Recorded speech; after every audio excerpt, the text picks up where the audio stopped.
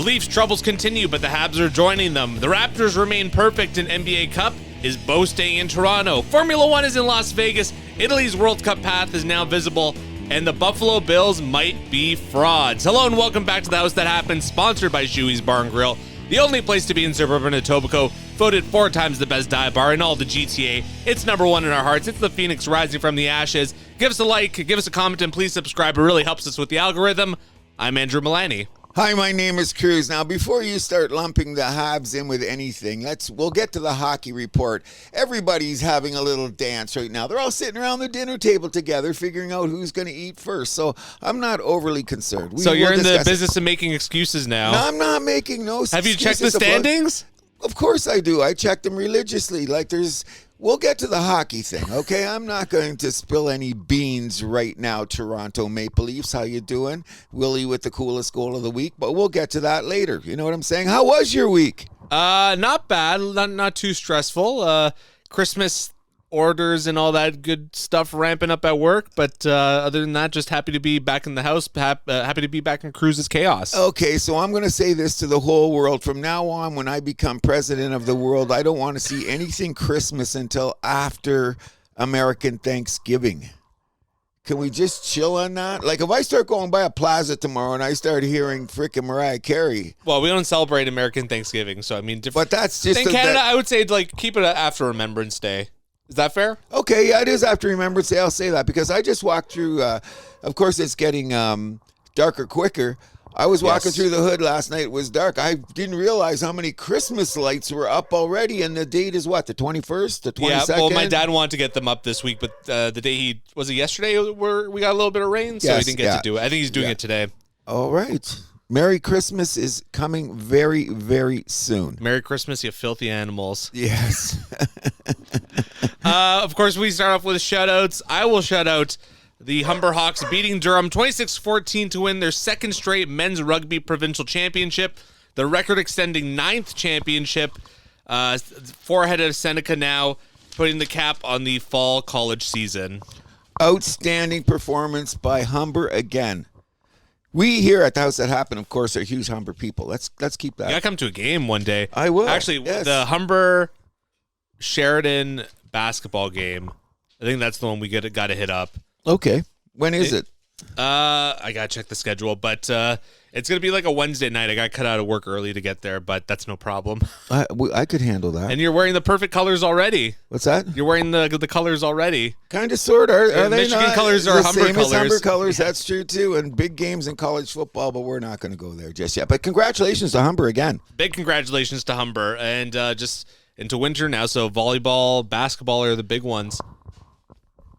Any that time of year? Yep. Any shout-outs you got? No, I don't really have any shout-outs this really? week. Not really, because I'm looking around the world and I just want to keep it like sports related so that I don't have anybody asking me about anything else except for sports. But I just want to say something. You know what? When these guys are when I'm watching a hockey game, can all these announcers quit telling me how tired the players are? You know what's funny? So you're talking about the little bar TSN has. It turns and red all of after them, like a minute 30. And then they all start telling you, the other guy go, oh, he's dead tired. I'm looking at it. 16 minutes and 20 seconds into the first period, a guy had a shift and he's dead tired. Shut up. I know they're skating around. I know about lactic acid. I know all of this shit. Don't tell me they're tired. He was a little tired on that break. That's why the guy blew by him. If I hear the word tired before the last 10 minutes of the third period, I'm going to say shut the front door, okay? So I got to tell you about this. So you're going to laugh at this. So the shot attempts came up on I think this was the Thursday game, Leafs Columbus. And my mom's just like, why are they always flashing shot attempts? I'm like, oh no, you sounded like Cruz there. Thank you, Mrs. Milani. What sense does it make? We've been watching hockey for a long time. Shot attempt is a miss. We haven't figured out it also includes shots. Whatever. But doesn't that? My argument is that still tells you the story. Like if it says he had 8 shot attempts and 5 hit the net, doesn't that tell you some valuable information? Listen, the other night I heard there was 75 shot attempts by a team. I rewound to try to find them all. What does that mean when the defenseman hacked it over from center ice? Come on. That also goes into the stuff of like who's counting and like that's every sport. So who's counting? Is it a guy from accounting who's never had a pair of skates on his someone from leg? the home team? whatever, and sitting there hitting buttons. I don't know. Mrs. Milani, I'm the same way. That's like how do you count errors in baseball? Same thing. What do you count as a base hit? What do you count as an error? Well, that's a little more defined, I think. But Not I know really, what you're though. getting at, but I agree. Two things now I'm getting at. Don't tell me they're tired. And which is getting me to the point where I'm saying, the reason I was telling you about putting the two sounds on, but now that I'm watching enough games, there's a lot of players in the league. There's a lot of numbers. How do you remember all these mofos, right? Yeah, like what, 700 players? Whatever. Yeah. But now as I'm watching more and more games, okay, I know who that is. And I look at the lineup before to remember the numbers. Yeah. So I can see by mid-season me watching two games and listening to the Crusaders just so I don't have to hear these guys tell me about shot attempts and how tired they are. So come on, stop it. I can't wait to watch another game in Cruz's cast to get to your commentary is more entertaining than theirs. Let's be real. My second and last shout out is for the PWHL season, which opened last night. Wow, we're even. Yeah, that was going to be my shout out, but go ahead. Great. Yeah, Toronto opened the season with a 2-1 win at Minnesota. Shelton and Zanin with the 2 goals for Toronto. Spooner 2 assists. Kendall Coyne Schofield the lone goal for Minnesota, and of course we had the inaugural Vancouver-Seattle game with Vancouver taking it 4-3 in overtime. Excellent. I was going to say welcome to the season. That was going to be one of my last ones because you got to remember the girls, and it's going to be a matter of time we're going to be able to say welcome to Tempo. Yeah, and our former girl, that's soon too. Yeah. Our former girl for Toronto, Sarah Nurse, now of the Vancouver Golden Eyes, scored the winner there in overtime. I did not know that. Yeah. Cool. I've only got one more thing to say about sports that I found this week that sometimes is very funny, okay? In college sports, they do a lot of crazy things at halftime and end of the game. If it's a rivalry game, it's a homecoming game or whatever. Wasn't homecoming the first home game of the season? No, they pick it during the season sometimes, so it's What? a rivalry. Yeah, it's weird. Okay. It's early in the season, but they talk about fucking with traditions. Well, yeah, no, they do, but it's different because, like, say in the Big Ten, Michigan will play Minnesota for the Brown Jug. They play Indiana for some kind like the of, Red River rivalry, and all that stuff there until you get to Ohio State. Michigan is the big thing, but I just want to know what your take on this because I found it absolutely hilarious, and I said, well, since it's there, you almost lose it, okay? So it was University of Massachusetts. They're having their big night. They got like their new thing in their stadium. And, UMass, you said, right? Yeah, UMass, okay. And I forget who they were playing. The score was 49-0. UMass was getting their asses handed to them. They finally scored a touchdown. You should have seen the celebration in the stadium with fireworks and 4th of July and the whole 9 yards. Now, the thing was, they had it anyway. Might as well use it, right? Exactly. But you're getting your ass kicked. You just score a touchdown and you act like you won the Super Bowl. I don't know. I just thought it was absolutely hilarious. I don't know. There was a lot of negativity went to it, and there was a lot of laughter to it. So what's your take on it? Should they have let the explosion go off? Yeah, I mean, at that point, like, you paid for it. Like, you just want to give your home fans a show, right? If it's like a big game, like, I guess. At a certain point, like, you're putting on a show there, right? So at 49-0. God bless UMass. I seen the explosions. It was great. Celebration looked amazing. What conference is UMass? I think they're in. They're not in the ACC. No, they're in. What do you call it? Northeastern, whatever. It's got a weird name to it, like an MACC, but I can't remember it. If you look up UMass, it's not a big school. Are they FBS or FCS or yeah? They're Division I, whatever that is. Yeah, but Division I's divided up into two, right? Like there's FBS and SCS. I can't remember. I'm looking for it here. I can't find it. Either way, that's hilarious. It is. It was funny. But anyways, you know what? The bottom line is, like you say, it's a fan-related thing, so why not? It's a Friday night or Saturday night, whatever it is. Everybody's up for partying. They've been tailgating. Just shit doesn't always go your way. No, it does not. Anything else you want? Oh, and one last thing for PWHL. Will a Canadian team actually beat an American team in a playoff series this year? Wow. Because the only Canadian team we got winning a playoff series was Ottawa versus Montreal, so one Canadian team had to win there. And then, of course, Ottawa, it was a tighter series than it showed, but they got their butts kicked in the final. That's what happens sometimes in the glory of trying to get the ring, so to speak. Correct? Yeah. Anything else you want to add before we get to football? No, but it was a very good week. Did you pick up leaves too? No, I did not. Yeah, I had to get out and pick. My dad did that last weekend. With 2 sons? with 2 sons, Mrs. Milani. Well, I also hurt my. I also hurt you my had the foot purple last toe. weekend. Yes, you had the thing there. I'm just nail's teasing still you. hanging in there, by the way. Is it? Yeah. Oh, it feels a little weird. So I'm like, is it gonna fall out? Like, it takes a little while. It Yeah, might be another exactly. week, but yeah, in my experience, bye. but the bruising has gone way by the wayside. But yeah, that nail feels a little weird. And it's a little bit swollen. So I'm like, oh, I might lose this toenail. I kind of want it to happen because I've never had that happen before. So. Oh, one last shout out. Did I think that? Yes. We here at the house, that happens if we had a cartoon character to represent our operation. We know we know who that would be. Snoopy. He's not only one of my favorite cartoon characters. He's on my comedy Mount Rushmore. Oh, there you go. We're good. In any event, I did tell you that my granddaughter walked in the kitchen the other day in full Snoopy regalia. God bless her. That's what we say. God bless her. Pap, we're giving you a big shout out for the Snoopy gear. I had to do that at the house. Come on. Snoopy, Bugs Bunny, and I know you like Rocking Bullwinkle and Pink Panther too. So that's you nailed it, right? Yeah. That's right up there in my house. Anyway, I'm a Goofy and Mickey guy too. So yeah, not bad. Yeah. We'll move us over to the NFL with our newest editions of the Power Rankings, and not only mine, but I think you alluded that your Power Rankings might shock too. Well, this NFL season is not particularly going the way all the pundits predicted back in the day, including some of our prognostications, if you want to look at it. Oh, by the way, Rhymes with Cruz has won 2 weeks in the pool. You know what that means, right? But that's another story. I did the numbers on our football picks. Not good. Oh. I think I'm at 46% and you're at 40% against the spread. I thought I was worse. I got up to 40. I really thought it was worse. I was with some guys the other day. They pulled me in and said, Cruz, what about the games? And I said, I know nothing about football. What is that? Is that the game with the oval ball? Or you should just finish with, but this is not gambling advice. Yes, exactly. But it was a weird week.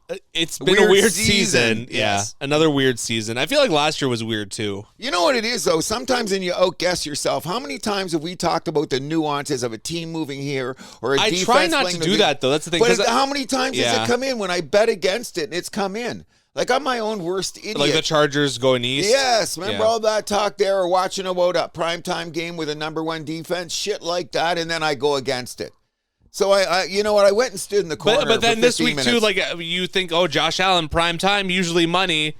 I no, we'll get to that. I already called pick back. My stupidity, I thought the spread was 3.5. The spread was 5.5. If I had known it was 5.5, I would have definitely Houston all day. I got a little cocky, not looking at it, looking at everything else. That's no excuse. It's still a loss. Because as I was saying on the last show, we'll get to that about Houston. We got a whole little rant about them going down the road. All right, so I'll open with my power rankings. So at number 5, down 3 spots from last week, your Detroit Lions. Thank you. Okay. Complimenting me moving them down 3 spots. Okay. At number 4, they were not on my rankings last week. They're the defending Super Bowl champions, the Philadelphia Eagles. They got to be in there, I think. At number 3, they're up a spot from last week. The surprise first place team in the AFC South, it's the Indianapolis Colts. Oh. Number 2, another team new on my list. They're a team that you've been, well, I'm not going to say what you've been doing with them all year, but it's the LA Rams. Thank you.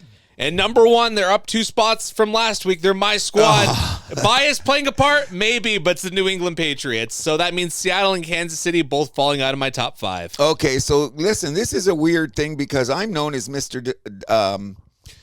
Bias as a disciple of the Detroit Lions. Mr. And you know that I do not have my beloved Detroit Lions in my top 5 power rankings. Okay, let's hear them. I cannot do that. Number 5, I still have the Seattle Seahawks in my power rating because we'll talk about the Rams.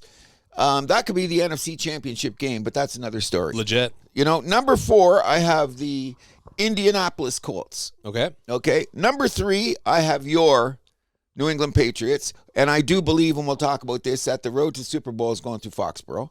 That's a big reason why they're number 1 on my list. Number 2, I have to give it to the Eagles, and I'll explain it during the way, but remember... Eagles 2? Eagles at 2. Remember this, everybody, when we're always talking about the Eagles, they're the biggest sports drama in football.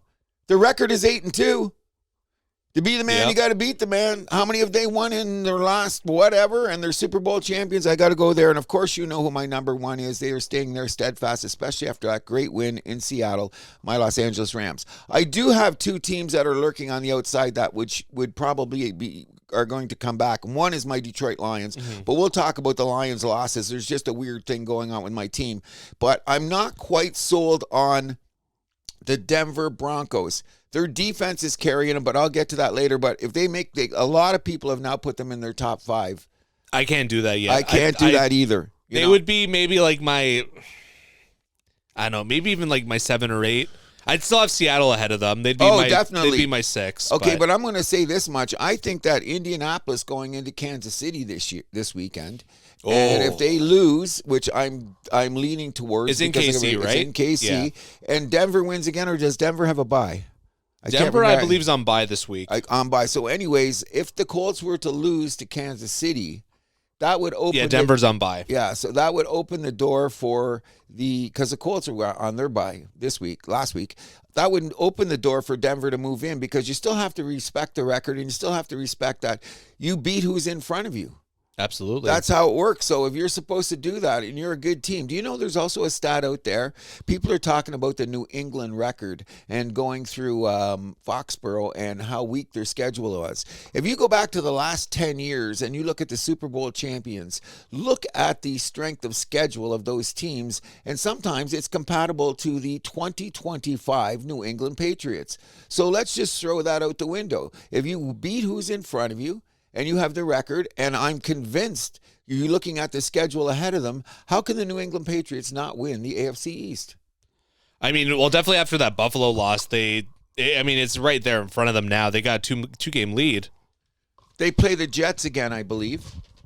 And they play the Dolphins. And I think in New England. And don't they even play like a Tennessee or somebody like that on their schedule? Like right now, they're what, 9-2? So they're at Cincinnati this weekend. Yeah, they're 9-2. Yeah.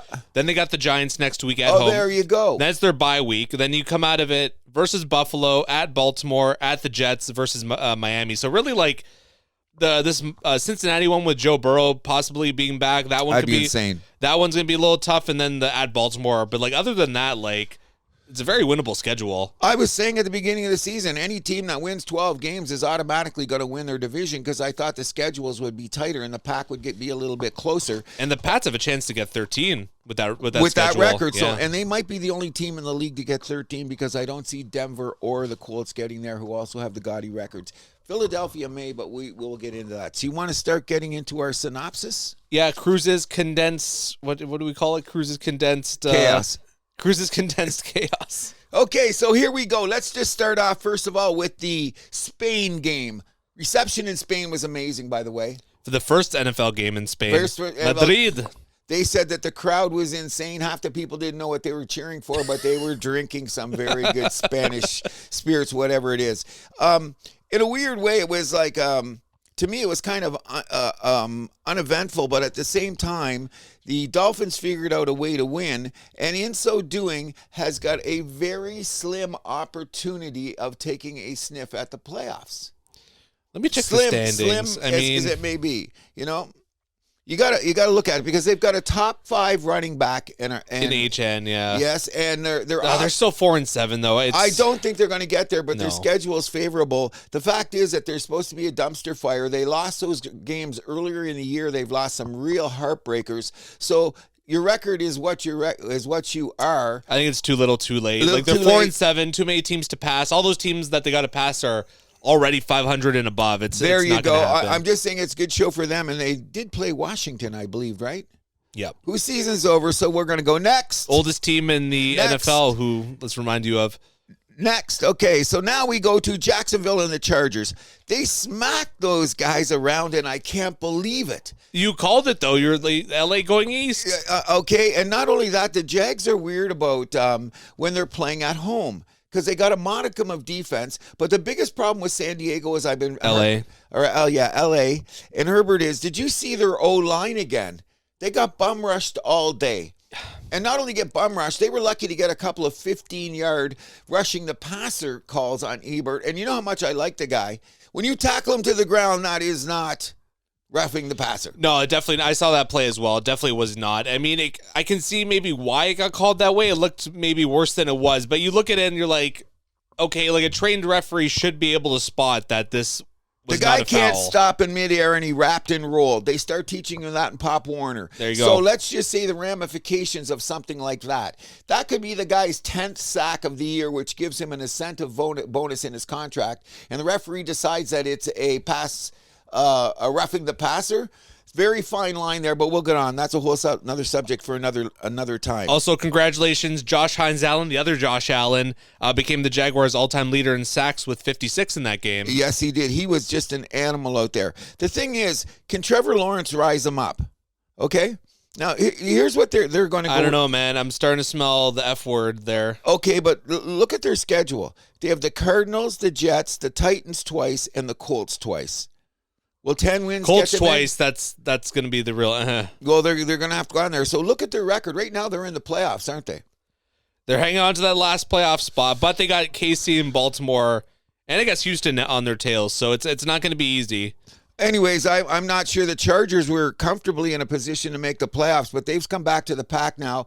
And as long as they're playing in LA, I think they got a chance. But this road record is not good, and unless they increase their line, because they do have a top 10 defense. They're only a +8 point differential. I mean, that game definitely fucked it up. Oh, huge, big time. So in any event, I'm not counting. And this could be a tiebreaker game, too, because they're in the same conference. So it's going to be very interesting to see what the rest of the way brings for Jacksonville and the Chargers. Next game, which we're going to be talking about the game on Thursday, but back then, we had the Bills and the Bucks, which was probably the craziest game of the day. First of all, you have to realize Josh Allen broke a record from 1950 whatever, Otto Graham. Like, just think about that. This is the 50s since someone's threw 3 touchdowns. And scored 3 on the ground, yeah. Exactly. And the bottom line is, I think what the Buffalo Bills got away with, what was there, 7 lead changes in the game? Oh, it was a lot. Okay, which just will allude to what happened just on Thursday night. Do you realize that the Bucs still ran for 140 yards against the Bills? 140 yards against the Bills. Oh, more. Almost 200. Was it almost 200? Or was it just one dude ran? Tucker had 106, but then White had 51. Mayfield had 39. Shepard had another 7 to add to that. So that's it's about 200. So that being said, I know you want to use the F word in Buffalo, but we'll get to them when we talk about this. I just thought it was a great game. Suddenly, Baker Mayfield is not the MVP candidate anymore due to the fact that he doesn't have his wideouts, and they're leaving the defense on the field for too long. Well, and I also think this is just part of their tough part of the schedule as well. But after they get past the Rams this weekend, it's versus Cardinals, versus the Saints, versus the Falcons, at Carolina, at the Dolphins, versus Carolina. So it opens up a little bit more after that. I think they're going to win the division by default, but we'll get back to the Bills after this week. So next we'll go to the Bears and the Vikings, which was a very interesting game because I thought this was the time for the Vikings to make a statement and I was thinking so too. You know what I mean? Especially since the game was at home. However, you know what? When you win on the road with the Bears like that and they're keeping the score down and suddenly Caleb Williams. Whatever. I keep getting his name up there. They had the opportunity to keep winning late, which is very surprising. You know what I mean? Like, man, the Bears are giving their fans heart attacks all season. Like, have you seen the graph where it's like, yeah, this is looking good. It's like, fuck this team. I want everyone fired. Oh, yeah, we won. We won. Oh, yeah. And not only that, just think about this. They're 7-3. I can't believe it. I know, but here they won. Okay, what about the game the Cincinnati game where the guy should have been tackled, bounced out, ran in the end zone? J.J. McCarthy takes the Vikings all the way down the field for the go-ahead score, and they have a kickoff, and they let the guy go 60 yards.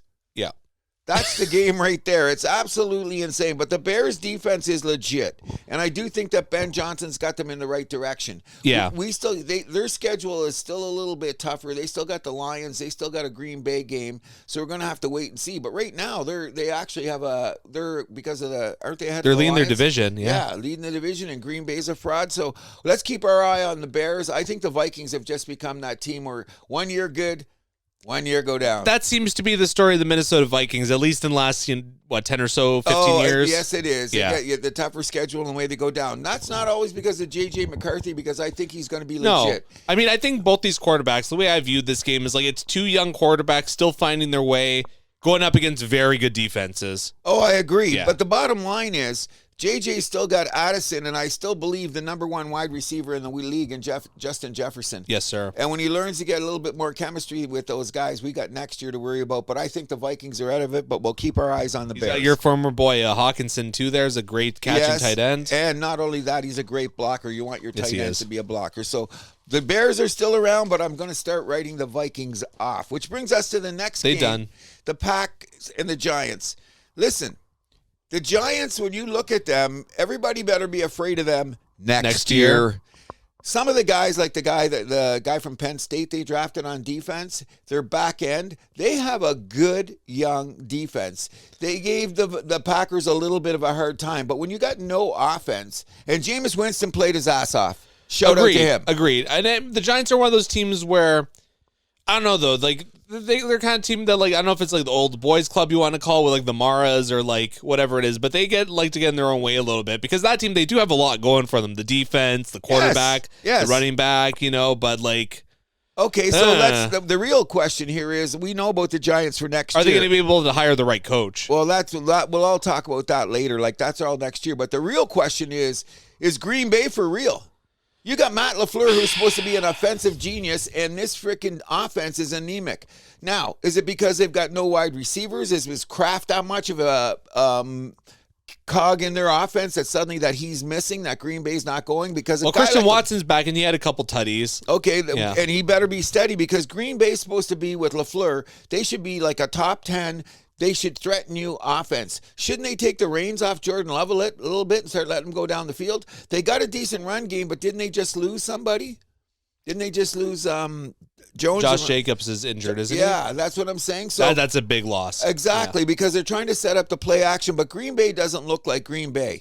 They're presently in a playoff position, but with that weird loss, that weird tie. I don't know how that's going to affect their standings in the end. But that could be the reason why they missed the playoffs. 100%. Now, my take on it is this. I don't care what happens to the Packers because they're in our division. So if they fall flat in their face, I'm good with that. But there's something suspiciously wrong with their offense when you think that when they're so pedestrian. This is Matt LaFleur. He's the offensive guy. Part of me thinks that's the quarterback, though. So Jordan Love isn't the guy? Maybe Pulls not. onto the ball too long. He spins it amazing. He's like, I don't know, so Jekyll and Hyde. Like, there's the whole like Toyota-thon thing with him back in the day. It's not quite this year, but like, I don't know, it's like one game good, one game bad. It's like the Minnesota Vikings of quarterbacks or something. I don't know. It's an interesting call because you can't tell what they're going to do at home or they're going to do on the road. They're one of those teams. Yeah. So you can't define, they're at home today. This should be good. I don't know. But, I mean, they had to win in the Giants. That would have been a catastrophic loss. But they did. They won. I'm not saying they won convincingly. I'm going to give respect to the Giants defense. They won by a touchdown. Yeah, but I'm just saying I think that Green Bay is probably in a little bit more trouble than Detroit or Chicago. So we're going to have to wait and see on that. I don't disagree with that. Which brings us to the next game, the Texans and the Titans. Just to say one thing about the Titans. Cam Ward, what a way to start your career, running for your life. I feel hoping bad to for keep the your kid. helmet on. I mean, he's got a little moxie. He's trying as hard as he can. But let's just be honest here. I've been talking about this Texas defense with Anderson. What's the other guy with the weird name on the outside? They've got two guys that can cover on the end. They're not perfect, but this defense is the traditional Lawrence Taylor pack of dogs. Yeah. And there was no doubt about what was going to happen in Tennessee, which we won't be talking about till next year, see if they get the first-round draft pick. But Houston just went in there and crushed, which is what they were supposed to do with a second-string quarterback. So I want to ask you this. So Mills his record as the starter there in Houston is pretty good this season, better than C.J. Stroud, actually. Like, why do you think the reason for that is? First of all, the games that they played earlier in the years, Stroud played some of the toughest teams. Go back and look at the season, and they lost close, but they played some of the tougher defenses in the league. Number two is this Mills guy was a second-round draft pick, I believe, and he's been a career backup quarterback. Mm-hmm. And not only that, he started games for Houston before Stroud came along. That's so right. He was smart enough to keep him, so he knows the system, he knows the guys. So he's a little step down from Stroud, but he could get to him through a couple of games, especially like a team like Tennessee who's weaker. But if they're going to go anywhere, the light's going to be on Stroud now because look what Tennessee has done, the Texans have done the last couple of games. So when Stroud comes in, there'll be a big spotlight on him because he's supposed to be the upgrade, so he should be able to complement this defense and win enough games to sneak into the playoffs. especially if you look at their schedule. Sure. You know what I mean? And we'll talk about the Thursday night game because that just verified it. But Texas is on the rise, which brings us to the next game. Are we going to be talking about these teams for the rest of the year? The Panthers and the Falcons. Well, Panthers maybe. They're only half a game out of it, which is crazy considering where this team has come from the last couple years. I know Bryce Young, broke the record, single game record in Carolina for passing. Hey, you know what? And he's finding his way. 448 yards, 3 touchdowns. Again, I mean, against a fraudulent team, but I don't know. I think it was just part of the reason is the Falcons were a top 10 defense, but once Penix went down and Cousins came in, that defense was out there all day. That's like the Giants going from Jackson Dart to Russell Wilson, kind of similar vibes where it's like, oh, the young guy everyone believes in. It's like, oh, the old guy's coming in. Exactly. And the bottom line was like, the Falcons, I think this is a wasted season for them because Penix is now gone for the year. They've had a couple of wasted seasons in a row now. The problem is, and when you got a defense like this and they're growing together, the window doesn't always stay open due to free agency and a lot of other movement around the NFL. So I'm going to say that Atlanta just kind of hasn't, I predicted them to win the division, I believe. Yeah, you did. And No, I think you picked Tampa this year. Tampa, but I did think I picked Atlanta to make a playoff. I don't think so. I think we went through this. Yeah, you did not. Okay, good. But in any event, I don't think Carolina's going to make it either because I'm looking at their schedule and they've been competitive and they've beaten the teams that are on their level. Like what's their big win? I don't think they've had. Well, they're 6-5 though. That's all that matters. That's all, and presently they're. They won in Green Bay a couple weeks ago. Oh yeah, that's another reason why we were thinking about Green Bay the way that they are. But in any event, I think that the Falcons season's over, and they shut out the Falcons 30-0 earlier in the year too. So the Falcons are done, but we will keep our eye on the Panthers due to the fact that they are lurking for a playoff spot, and I still think that Bryce Young is too small. I'm happy he's doing well though. In the next game, we got the Bengals and the Steelers, who Steelers could be the most Jekyll and Hyde team in the league. But welcome back, Mason Rudolph. Yes. Another example of keeping a quarterback in your system. So if the number one guy goes down, you got a guy that knows the players. Well, they brought him back too, right? Yes, of course. It was a very, very smart move on their part. Now, the Steelers at home, so against a division rival, their defense was better, and they showed it this game. But, hey, we're talking Cincinnati here, a team with no O-line. Okay, you know what I mean? I think it would be very interesting to bring back Joe Burrow at this time in the season, but that's a story for another time. Well, we also got to talk about Spitgate. Oh, well, we're going to get there in a second. I really believe, and I think you're going to be with me with this, the Steelers have a very precarious hold on the NFC North. They've got 2 games with the Ravens. They got a game against the Bills. They got a game against the Lions.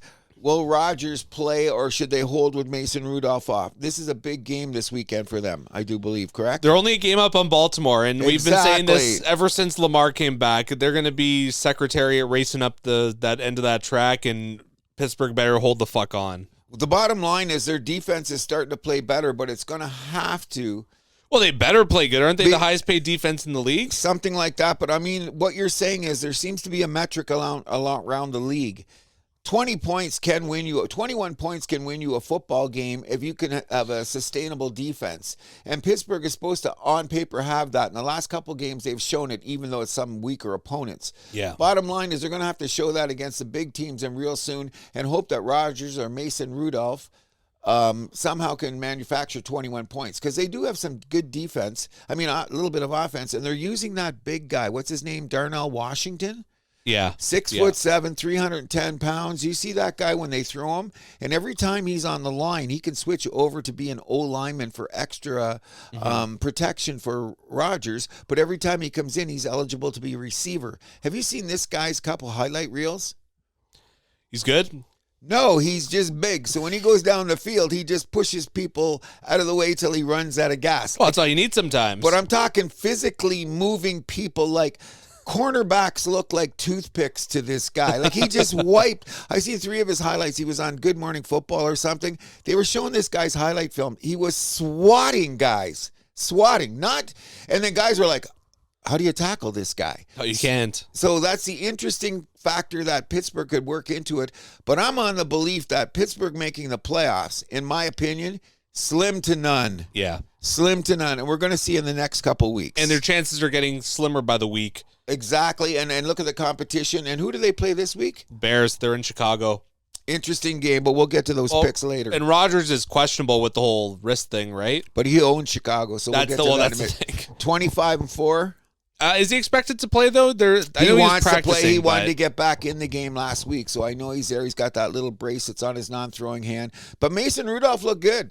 Yeah. And you know what I mean? And he was in context of the offense, and he's won games before. So we'll keep our eye on the Steelers, but I think that they're on they're like Daniel Boone at the Alamo. They're going to fight hard, but. What about Jamar Chase and the infamous spitting incident now? Okay, so let's cut to the chase here. I think Mike Tomlin handled it best. He said, if someone spits in your face, you should react the natural way a man would react. Oh, I don't blame Jalen Ramsey for his actions there. No. I would be pissed too. Okay, but no, as Tomlin said, now that's beyond football. This is mano to mano. That's just plain disrespect. Okay, so what does a man do when he's disrespected on level? He usually throws hands. Yes. Okay, so that's what happens. But let's cut to the chase here. There has been, I think... No pun intended? Yes. The bottom line is there's been some rumors that next year they're going to say automatically if you spit on a guy, it's going to be 2 games. Just to get away from this because there's been because Jamar Chase only got 1 for spitting on Ramsey. And, this is what, the third spitting incident we've had this year? It's getting ridiculous. I did not know this. There's 3 or 4 incidents in college that have happened too. Really? Yes. So they're saying that the propensity for this type of ignorance can no longer be tolerated. So the only way they're doing it is they might mandate. Now, I think that the union will get involved and say no. But my take on Mr. Chase is he should have got 3 games. I agree. You know what I mean? Okay, number 1, after the game, you say, no, after the game, we know you spit on the guy. It's on the film. We know that. You got away with it. He still denied it. Got to the press conference and said, I denied it. Got a 1-game suspension and appealed it. He should have got another game just for appealing it, just for drawing all those people in that cost money to say to this guy, are you kidding me? Well, you can't give him a game for appealing it if it's part of the system. But well, so let's have 2 games next year just so the stupidity and ignorance of Chase will never be witnessed again in the league. And if it keeps getting bad, up it to 3. Whatever the case, do what you got to do to get rid of this nonsense. Don't you think that this guy should have just got an extra game? I heard 1 million people because that's what I thought. This guy's appealing? Appealing what? What, the depth and breadth of the loogie that you threw on another human being? It was quite the loogie, too. That's what I'm saying. So I can't believe that the guy appealed it. This is insane. But in any event, he's missing this week, and the Cincinnati season is over. It's been a disaster. This will be a period on the sentence. Like, what was the highlight of the season for Cincinnati? Chase getting a punch in the head from Ramsey that he deserved. Just like the highlight reel for Jacksonville, it will end up being Trevor Lawrence falling down 3 times and getting in the end zone. I don't know. Weird things happen in the NFL. We'll move on from those 2 teams, but if you know what I'm saying. San Fran, Arizona. San Francisco's the sneakiest team in the league. They're somehow in a playoff spot. See their schedule? But it's back to you beat who's in front of you. That's it. Brock Purdy looked amazing. This patchwork defense of the San Francisco 49ers has to be respected, considering the players that are missing that were number 1 guys. Well, that's Shanahan for you. Oh, he's the way that he's Legoed this together. But then again, it was the Cards. A little confused about what they were doing. Didn't all have his wide out. Brissett was under duress all game. Yep. But on both sides of the ball, San Francisco said, this is what we have to do, and they did it. Now, if you look at it even further, San Francisco's crawling into that. Got to have a top 10 defense. Got to have a top 10 offense. San Francisco is including that in that metric. And not only that, if you look at their schedule for the rest of the year. Very winnable. Very winnable. So the Rams and the Seahawks cannot slow down because if these guys decide to lose any games, San Francisco could come around the outside and win this division. I'm not going to say that they are. Yeah. But in some weird way, Rams lose a game here, or Seattle loses a game here, because what are they behind? They're only a game behind, aren't they? Of the Rams? Yeah, 2 games behind the Rams, aren't they? Let me quickly check the I'll get the standings. standings here in a minute. They are a game and a half. A game and a half behind. So what I'm saying is... 2 in the loss column, though. 2 in the loss column. But the Rams or Seattle really can't afford to have a loss, and they do play each other again. San Fran is done against the Rams, though. Rams are happy about that. San Fran's only getting better. Can you run up San Fran's schedule real quick there? San Fran? Yeah, because I'm of the belief that there's 6 games. 4 of them are very winnable. Okay, so they're versus Carolina. Winnable. At Cleveland. Winnable. Then it's a bye week. Yes, good time for a bye. Versus Tennessee. Winnable. At Indianapolis. Okay. Versus the Bears. Okay. And then versus Seattle. So it gets a little bit tough at the end, though. Okay, but if they win the next 3, that gives them what? 10 wins. 10 wins, and we said what? 10 wins should get you into the playoffs. Although the NFC... We're going to... Because you know what? There are going to be a lot of 9 and 8 teams scrambling. Look at that NFC North. There might be a few 10-win teams there, too. So we'll see how the wins get spread around there, right? Well, we're going to have to wait and see. But I'm keeping my eye on San Francisco because Brock Purdy was back. He looked good. Kittle's doing all the Kittle things that he's supposed to. And they got a sneaky good defense. Yeah, but we got Green Bay, San Francisco, Detroit, Carolina. Only 2 of those teams can make it. And they're all beating up on each other while Yes, San they Francisco is slapping patties. So that's just the way NFL is. And keep your eye on San Francisco. Because once you get momentum and confidence, that's a whole. It doesn't matter who you play then. You know what I mean? Get yourself in a position, get into the dance, and then we'll see what happens. So they won't have a home game, though. That's the only thing. But, I mean, they could upset a team. That wouldn't be the most shocking thing in the world. There's San Francisco 49ers. Keep your eye on them because they're not away. Now, let's get Hold on. Should we talk about Brandon Ayuk? What's going on there? He's expected to be released this week from a 4-year, $120 million deal signed just 15 months ago after the team is voiding his guarantees for him not showing up. Well, that's, what do you call that, moral turpitude clause or whatever those little fine prints that that behavior cannot be tolerated. This is a Shanahan team. He's as old school as it gets. We're going to win without you. So he should be playing for Buffalo in a week, correct? Whoever. Well, he's still recovering from an injury, so I don't know. Well, we won't know what's going on, but something bad has gone on between him and the front office. Oh, 100%. Or is it in the dressing room where the players are saying we're sick of your Probably a little bit of everything. Well, because if you're not showing up to meetings, I'm sure the team, the guys notice. Of course, he's getting all that money to what? Just not show up? That's nonsense. It's bullshit. Well, I think that this guy's got a bad agent because he'll never get that money back. Just because of what I don't happens. know if you could blame that on the agent. I think that's just him being stupid, probably. I think the agent's probably telling him, dude, what are you doing? Show up. I'm just saying you'll never get that money again. No shit. No matter who he signs for, it'll probably be a veteran minimum or something he's going to have to earn his way back. But to blow that, what is it, $28 million guaranteed he's thrown away? A lot. A lot of money for his position after he angled so hard to get that money. Remember? Yep. Because he was arguing with Debo Samuel, so now maybe they wish they kept and now they're both gone. They wish they had kept him. Anyways, that's the NFL in a nutshell. So Seattle, LA Rams. That was the craziest game and one of the biggest games of the year. Now, let's put this game into context. First of all, they were playing in LA. It was for first place in the division. Yep. Both defenses are good. I think the Seattle defense is right up there with the Houston defense, if you want to put it in context of the moon. And the Denver defense, too. And the Denver defense, too. So when you look at it, Sam Darnold threw 4 picks, and Seattle still had a 60-yard field goal to try to win the game at the end. What does that tell you? Not only that, the Rams were basically one of the hottest offenses in the league, led by my boy Stafford with Devontae and Puka Nacua. Yep. They didn't score for 2 quarters.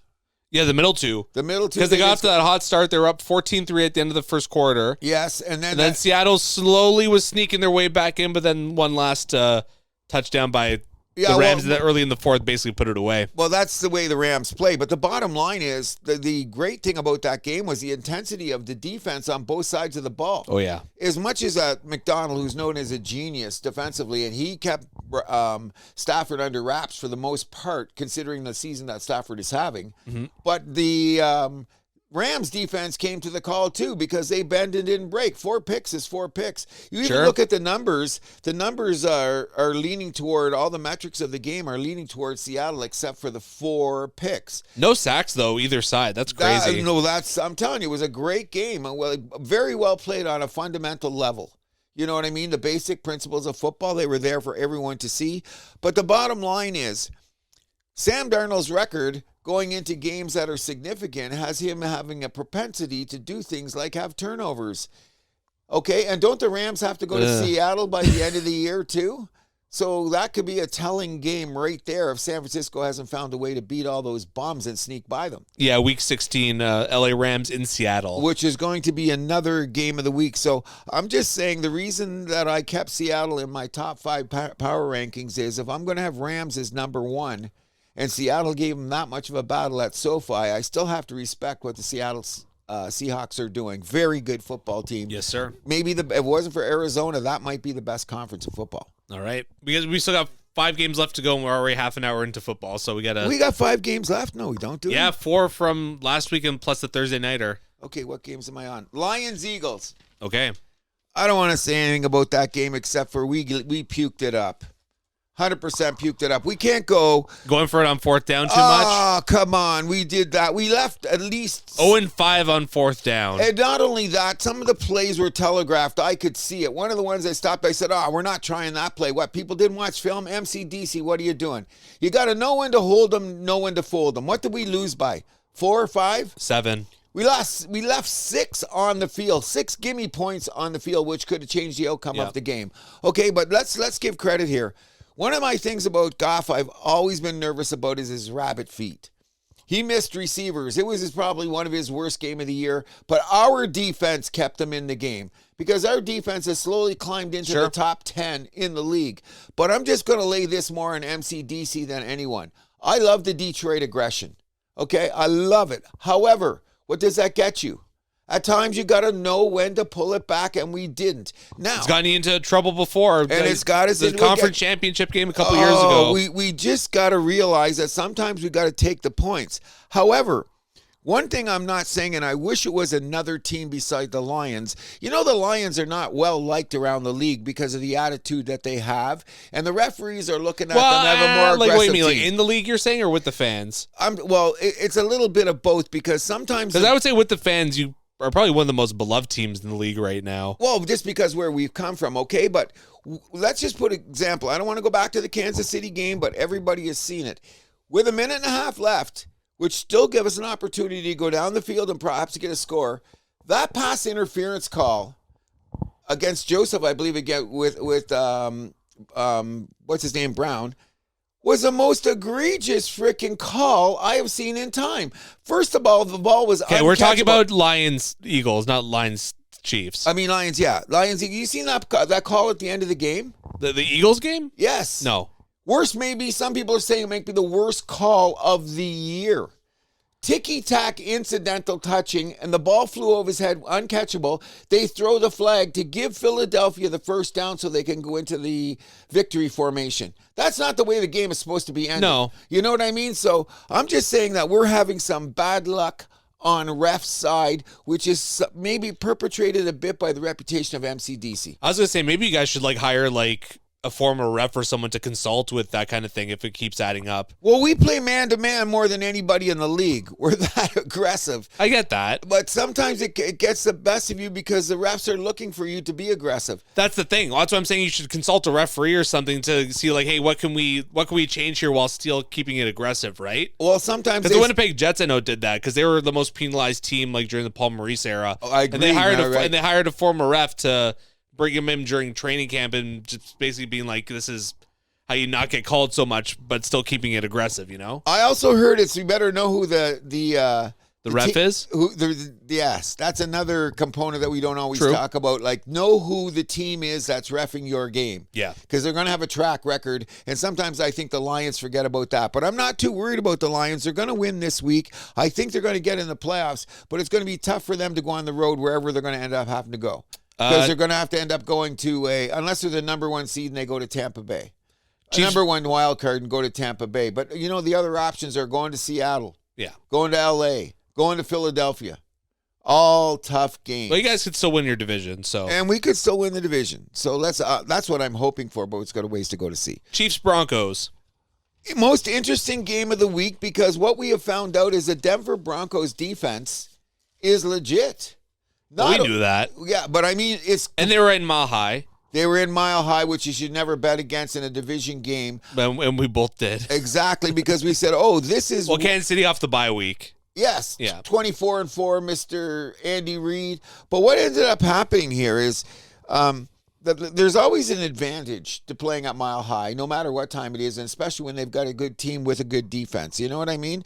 Now, Sure. the interesting thing now is the Kansas City defense is different. Are they going to hold the line on? Did you know that Mahomes has never lost 3 games in a row in his career in the NFL? This week, he is playing the Colts. Will this be the first time? Because if they lose, Colts coming off a bye week too.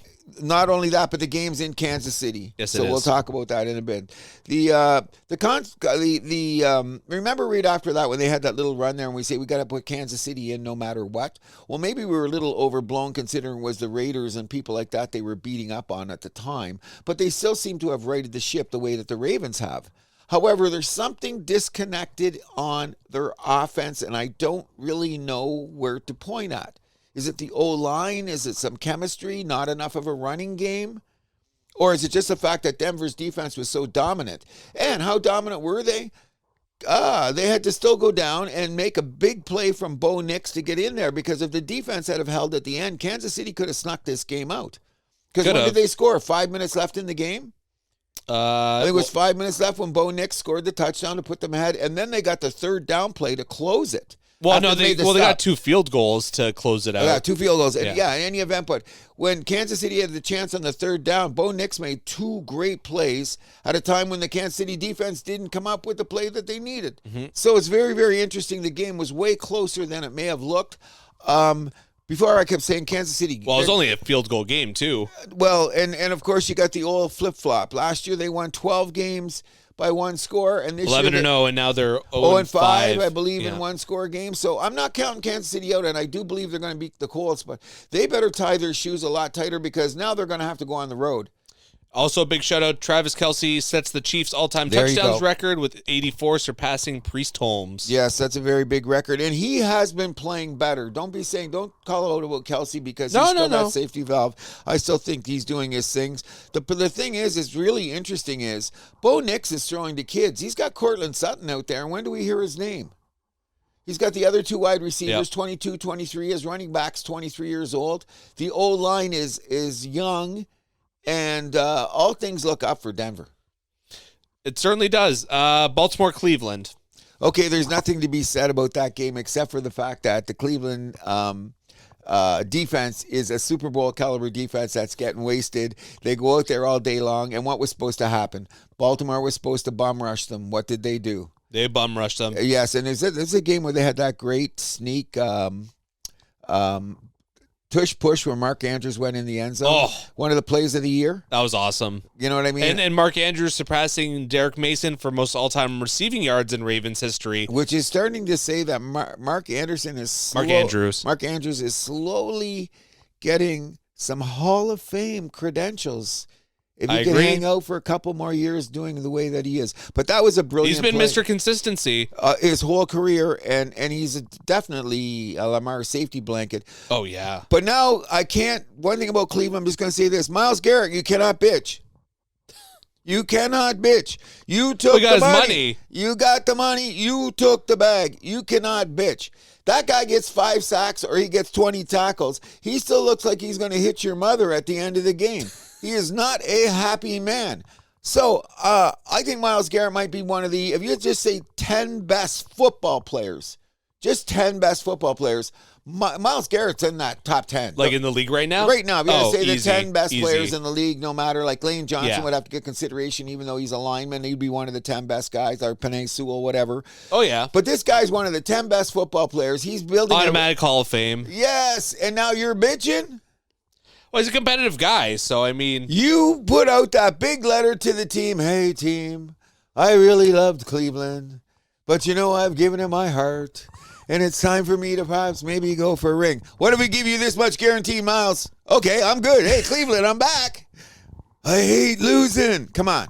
I'm sorry about your predicament. You're going to have more money than millions of Americans are ever going to dream about in their whole life. Sorry about your position. Don't bitch. You'd be bitching too if you're in his position, though. No, No, stop if he hadn't done that letter, the goodbye letter to Cleveland, then I could say, okay. I could probably say, fine. Okay, it's a bad. But you got the bag. You wrote the letter. Next. Shadur Sanders finally plays, but he hadn't practiced at all with the first team, was put in a little bit of a difficult spot. Hadn't even heard the cadence of his voice, so was just put in a no-win situation there. I felt bad for Shadur, and I'm hoping he has a great week this week because the pressure on the kid is immense. I've never seen any pressure on a kid like this in maybe my lifetime of football. On someone who's drafted that late as well. True, because that's going to be his lineage, but we got to know the family history. Let's just get that out of the way. Give the kid a proper chance to play. But there's a real disconnect between, they're saying, between management, players, owners on who was responsible for Breed Shadur and whose career is there. We have a Stanley appearing. He's about to have the zoomies. If you know anything about doodles, he jumped right in my belly. Holy smokes. You're lucky it wasn't a step lower because you'd be going, whoa. Yeah. But in any event, Shadur's going to get his chance this year, and I don't think that it's very fair to say this is a maker game to define his career already. No, it's game number 2. Let's it's chill. Only because of the name. That's the main thing, but I think that he's going to be fine. We'll have to wait and see. And Baltimore's, the train has started to rolling down the track now. It is. Yes, it so is. We're going to have to keep our eye on them because who knows when they're going to enter our power rankings. Yeah, so we're almost an hour in, by the way. Okay, let's keep going. Dallas, Las Vegas. Another game that didn't matter. I thought that the Dallas' season is done, aren't they? Not yet, but I don't want to talk about They're 4-5-1. Okay, but their schedule is, they could do things. I just thought it was very great the way that they honored their lost teammate. The energy of the team was completely They have different. a tough schedule. Yes, they do. They're done. But the way I'm not expecting them to do anything. But here's the weird thing about a football team. Let's just talk about Dallas really quick, okay? And then I don't want to talk about them anymore. You're supposed to be a team that's together. You did amazing thing for, what was the young man's name again? Quinlan, I believe. Very, very sorry. Always say hello to somebody if you think they're having an issue. That's the message what we must give here from the House That Happens. Anytime you see somebody that might need a smile or a hug, don't be afraid to do it because that could be the difference from them being here today and being here tomorrow kind of deal. So they all get together. They have a brand new energy because the team is totally, we got to go forward. We can make a move. And the first series of the game, you see Pickens and CeeDee Lamb on the bench. That's a together team, isn't it? Well, isn't it because they missed curfew or something? So you can't tell me one thing and you do another.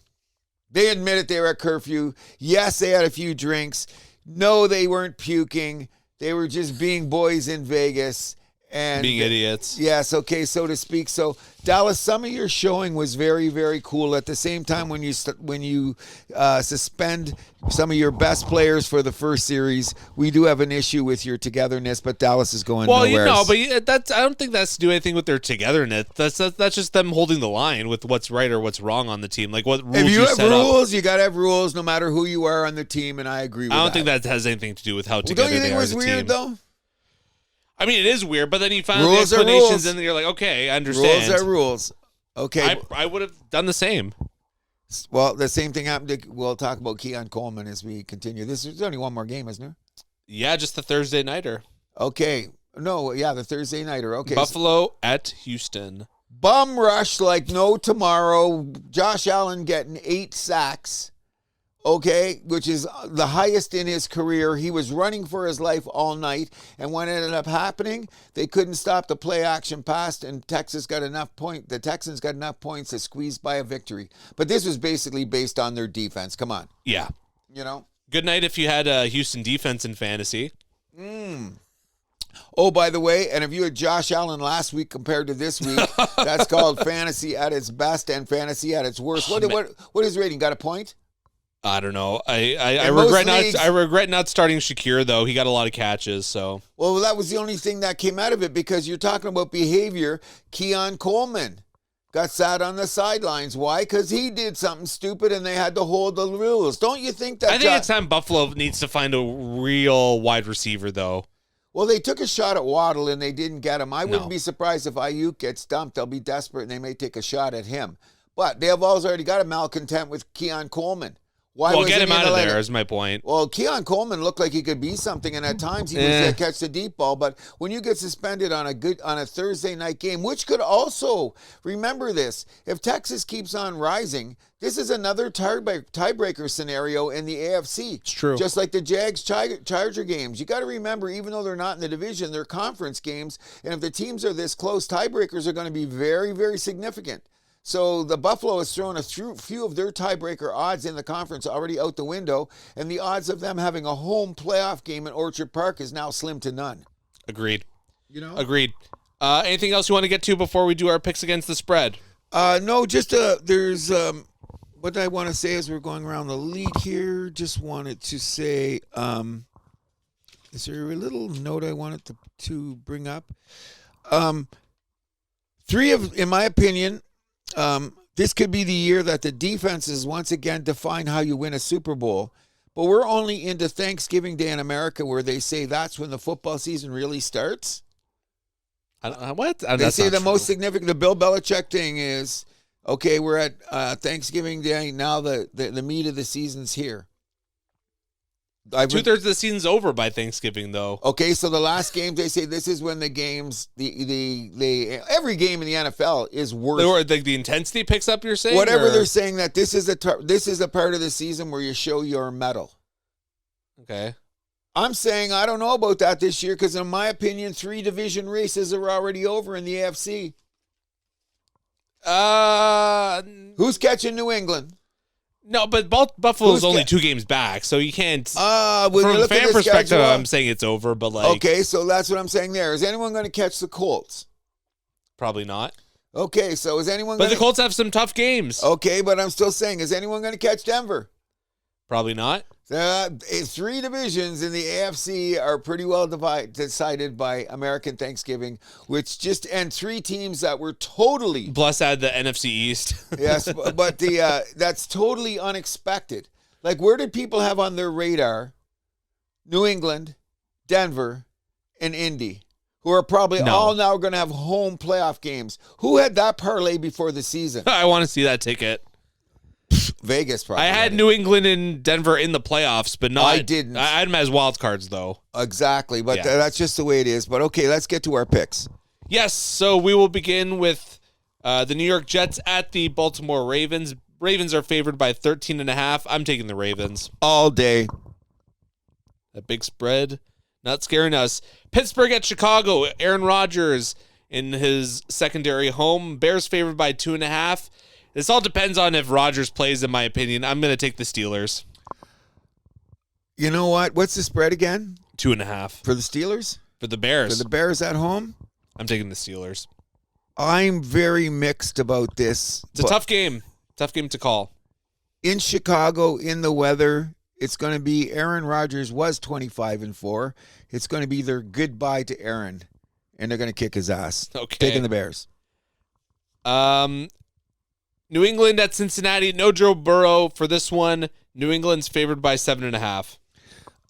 With Christian Gonzalez out there, he'll take, and no Chase, right? No Jamar Chase either. That's correct. No Jamar Chase, so they're going to sit Gonzalez on, what's his name? T. Higgins. And I think that's going to be a rout. So New England. Yep. New York Giants at the Detroit Lions. Lions favored by 13 at home. Give me the Lions all day. No doubt. They're going to be angry. They're going to take it out on the Giants. Minnesota at Green Bay. Green Bay favored by 6 points at home. I think the Vikings actually cover. No, I think this is the time it's going to be that late touchdown. So it'll be like 20-28, 21, or 34-20. I think that the Bears are going to steal it, like with a late touchdown. I think Packers, you mean? Packers, yeah. What's the over-under in this game? 47?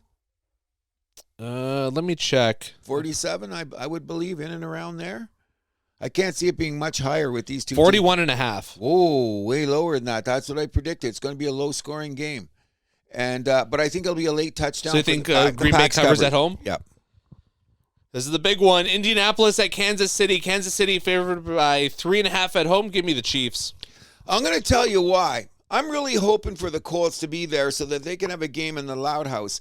But something about Indianapolis playing on outside in Kansas City, it's going to be chilly. It's a funny turf. I'm saying that Kansas City might just rise up and smack them. Yeah, I could see that happening. You know what I mean? But we've been saying this about Kansas City all year. Spread's too low. Arrowhead Stadium, needing the win. Got to take Kansas City. Seattle at Tennessee. Seattle's favored by 13.5 on the road. Seattle's actually pretty good traveling east. Next. So we're both on the Seahawks? Next. I think it's Seattle because they're north and the weather, like you're coming from LA, it's always everyday sunshine. At least when you're coming from Seattle and you're going from west to east, it's dull. So when they get in that shitty weather situation, they think they're home. True. Jacksonville at Arizona. Jacksonville is favored by 2.5 on the road. Give me the Cardinals, the home dog. I'm going to take the Jags here because either Trevor Lawrence is going to have to prove that he's that quarterback that he's supposed to be. The Jags defense, which is pretty good, they showed last week, even though against an inferior line. Well, look what happened when Arizona got bum rushed by their line last week by San Francisco. I'm expecting a little bit more of the same. I'm taking the Jags. If they don't win this week, I'm never talking to those guys again for the rest of my life. Cleveland at the Las Vegas Raiders. Raiders favored by 4 at home. Next. What do you mean next? Oh, yeah, we got to pick this game. I'm actually going to choose Cleveland. I think this is going to be a field goal game. I'm only going to pick Cleveland because I'm cheering for Shedeur. Okay. Philadelphia at Dallas. The classic rivalry. Philly favored by 3 on the road. Eagles all day. I'm taking the Cowboys for the upset. Ooh. Okay. If the Cowboys were to win this game, that puts them lurking. 5-1. Lurking. And but that tie's going to mess everything up for them. That's right. I'm still not saying they're making the playoffs, but it'll just give everybody more fodder to talk about those idiots. Atlanta at New Orleans. New Orleans favored by 2.5 at home. Give me the Saints. We got to. Another look. Especially with Michael Penix out for the season. Oh, did you see? Well, we'll talk about that. Kirk Cousins is there as quarterback. Did you see the 4 o'clock slate of games this week? But we'll get pretty to lame. That. Oh, God. Tampa Bay at the LA Rams. The Sunday nighter. Rams favored by 7 at home. I'm going to choose Tampa Bay to cover. I think they keep it close at least. Well, that would be the word around the campfire. But do you think Tampa Bay is as good as Seattle? No. Do they have Seattle's defense? Prime time, different factors at play. Baker hasn't won in prime time since. But Seattle kept it close. I'm saying, is Tampa as good as Seattle? No. See Baker Mayfield's record on prime time? No. This is going to be a Rams cover. This is going to be Stafford's, what would you call it? Leap to the number 1 candidate for the MVP. Oh, okay. Higher than Drake May? No. Drake who? Oh, fighting words. And last but not least, the Monday nighter, Carolina at San Francisco. San Fran is favored by 7 at home. I think Carolina covers. Not a chance. Not a chance. They're going to, what's Carolina going to do? They're going east to west into that stadium on a Monday East night. to west, the stats aren't as bad going west to east. No, I don't know how that works like that, but I'm going to just put it to you this way. San Fran needs the win. They're not going to play around with any tiebreaker shit because Carolina's in that position to win a game that makes them look more glorified than they are. No, this is a San Francisco rout. I expect a lot of routes this weekend. I should say that I beat you last week 7-6. Another horrible week of picking. I am up 7-2-1 on the season. Oh, brutal. With only 6 weeks left to go. Like I said, if you're out there, don't listen to any of my predictions. You also had a couple weeks this week where you only got 3 right, which is an all-time low for our picks. Yes, brutal. Brutal. And we will move this into the NHL in our Toronto Maple Leafs report. And Leafs, it's been another lousy week despite picking Troy Stecher off waivers from Edmonton. He actually didn't look too bad. He's fine for what he is. It's a low-risk play for the Leafs. I don't mind that. Okay, so... But just especially losing Tanev. Okay, so and you're also losing Carlo. Yeah. Okay, so but Carlo had been having a pretty miserable year, so I don't know what's wrong with him, but that's another story. But let's just take a look at what's going on. Maybe he was fighting something like an injury or something, and that they were trying to keep under wraps. I don't know. That's the reasonable suggestion. But let's just go through the week here, okay? I seen some positives in the Toronto Maple Leafs this week. Oh, another blown lead against Chicago to start things off on Saturday. Okay, that was a little bit of an issue, but that was a good game for them in this respect. Toronto finally picked up the pace. Yeah, but it was a slow start in that game. We got caught with our pants down. Okay, agree, and you gave up that goal in the third period would hurt you, but here's the good thing about it. He had 33 shots on goal. Yes. 33 shots on goal. We're not going to talk about any other metric. Just he got 30. Now, the next game, he played the Blues. Okay, I really believe that you made the phone call in the last 5 minutes so you could get a point, but that's not the story here. You guys got another 29 shots on goal, and you had pace, okay, and you had energy. Now, let's go to the Blue Jackets game. What happened there? Adam Fantilli, he's always has our number, hometown boy. But the bottom line is you had another 29 shots on goal, and if you look at a couple of periods, the Leafs actually dominated with pace. It's becoming consistent with doing that. But the Leafs' slow starts, that's number one. That's becoming an issue once again with this team. Okay, well, you got to throw that in the corner and say you can't do that. But if you notice at the play of the team, there's some adjustments in the lineup that are starting to realize making the team better. Okay, for starters, Lawton coming back is going to be huge. I agree. Okay, now you got Walt coming back number one. He's been okay. Well, I'm going to get to that in a minute because we'll get to your tandem with that. That's very important. Easton Cowan cannot go back to the Marlies. I don't think he will. He's got to stay. Like why wasn't he on earlier in the year? They kept bouncing around there, playing with his confidence. Oh, that assist to Tavares beautiful on Thursday against the Blue Jackets. Amazing. He has to be in the lineup for his energy. This Quinlan kid, where did he come from? He played a couple games last year. He was a college signing. Okay, look at the way he's skating. I like him. That's what I'm saying. So when you add these guys to your lineup, now we're going to find no pressure on Michelli because he's playing down and he's playing loose. You got guys that are playing up the middle that are moving a little bit faster. Domi's having a rough year, though. But he's still trying as hard as he can. I still think... He gave it away in overtime, though. Oh, brutal. That was a big mistake. But I'm still saying that should be your energy line. I would put out there Doby with Lawton? No, don't. Maybe now, because what is happening is Robertson's looking pretty good playing with Nylander. The Tavares, yeah. Yeah, so that's good. And one of the things about the team is you can't touch it now. Don't bounce around. There's a weird, great chemistry between Tavares and Willie. Whatever they're they've been doing, playing together so long. Exactly. It's no surprise. Everyone will fit in. They need an energy guy on the side, and Robertson seems to be the energy guy on the side. I think they need to find, because Domi's pretty good with him, they need to find someone else to play with McMahon, because he's been flying around out there. Yeah. So look at if you're the Leaf guy. You look at the last, say, the 5 previous games, the pace of the game as compared to the pace that they're playing now. Okay, now they still have a problem. Like, who's the defenseman that's going to take the puck out of the zone for him? I don't know.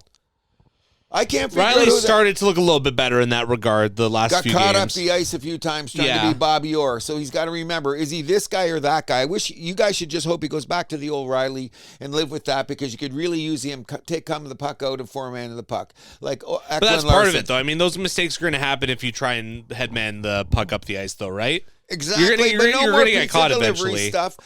Benoit's been playing as hard as he can, but the new kid, what's his name? Mermis. He's another call-up. He's been steady back there for what is he playing? His 16 minutes? He's playing a plus? Yeah. He's giving energy. What I'm saying about... He could be that 7th guy this year, kind of like Philip Myers was last year, because Myers doesn't look like the same player he was last year. No. And I don't know if the league has figured him out or what, but... Okay, so now Wall's been playing solid. None of these games losses were due to the Wall. No. Okay, so you cleaned up that issue, and if Stolarz comes back, I hope that Wall keeps playing this way, because then Stolarz will have to be playing to get his time, and you'll have the tandem. And you have the tandem, yeah. And that's going to work for you. But the other suggestion I'm going to have for the Toronto Maple Leafs, and I do believe Austin Matthews may be playing tonight. That's the word. Is it he's coming back tonight? I have not heard that. I heard that he might. Game time decision. I heard his injury could be worse than people thought. I heard Tanems is worse than it's thought. Yeah. Okay, but let's put it this way. I'm going to use a baseball axiom, and I'm going to apply it to the Toronto Maple Leafs. Why don't they start platooning some of these guys? Put a fire under their ass. Jamrock, why is he getting in every game? Lawrence, well, you're also short on bodies right now because of injuries. Those young kids, put them in instead. They show more energy. You need the energy. You need the guys out there fighting for it. So I'm going to say if you sat those guys in the press box for a couple games or went to a platoon system, that would make you get out in the ice and say, hey, my ice time is very valuable. Let's do something with it. Jamrock is that traditional table hockey guy. Put him in that lane up and down and hope the puck hits him. What has he done? Lawrence, he's invisible. Yeah, he's not having a great season. So why not play with the kids? And I've had my problem with Lawrence before. We've talked about this on the show. Exactly. Yeah. So, what do? The Robertson thing. Well, the Leafs they are a little bit. Platooned him. Back, remember last year in Okay, and out but the lineup? it's completely different. Platoon Oh, these guys. no, hold on, because it's completely different circumstances now because we're down guys. We don't have that luxury anymore. Okay, so when the guys come back, Matthews comes back. Okay, so who does he displace? Yamrock. Okay, I'm good with that. So you what? Take Easton Cowan out of the lineup? One of these kids? Well, probably Quillen gets sent down because you want him playing big minutes with the Marlies. Yes and no, but if he's making a contribution now, why don't you keep him in the lineup? Right now, the division is so damn tight. You guys go on a 3-game winning streak. You're Tampa Bay. You know, are you guys that far away from a 3-game winning streak? I'm not going to bet the farm on it, but the fact that your goaltending is solidified. The conference is so tight. Oh, That's it's unbelievable. Only one team in the conference, let alone the division, is under 500. So we're at Thanksgiving Day, which we always say is the first barometer of, is this your team or is this not? So I'm just saying that there has been enough improvement in the last 3 or 4 games this week to Toronto in their style of play that's saying with a Matthews coming back, because they say, oh, they're one of the top scoring teams in the league. Well, they get a Cracker Jack guy every week, every game to score a goal if it's not from the top end of Tavares and Nylander. Right. Because it's spread so differently. So you can't say this is going to be a guaranteed, like a 2-line thing's going to do it every night. But if you put a platoon system in so that these guys are sitting in a press box, put a fire under their ass. I wouldn't say a platoon. Maybe just like scratch a guy for a game to light a fire under his ass. Because like platoons in hockey, I don't know if those really work. Well, sometimes they work on a defensive zone, but my theory is putting this guy in against this kind of team, I don't see those usually working though. You want the same guys in the lineup usually. Okay, it's the more about 18 consistency. Guys, agreed. But if you guys got some guys that have been showing over this, which is a reasonable sample size, that they're not going on the ice. Now, the only problem is these kids haven't had enough of a sample size. However, in the last 3 games, the pace has gone up. They've got more shots on goal. That's an indicator that something is going forward. If that's the consistency that you need, then you're going to say some of the guys that you had in the lineup weren't doing what they were supposed to. Well, hey, I mean, when guys start coming back, like, hey, Lawrence and, Lawrence especially, I think he might be on the chopping block.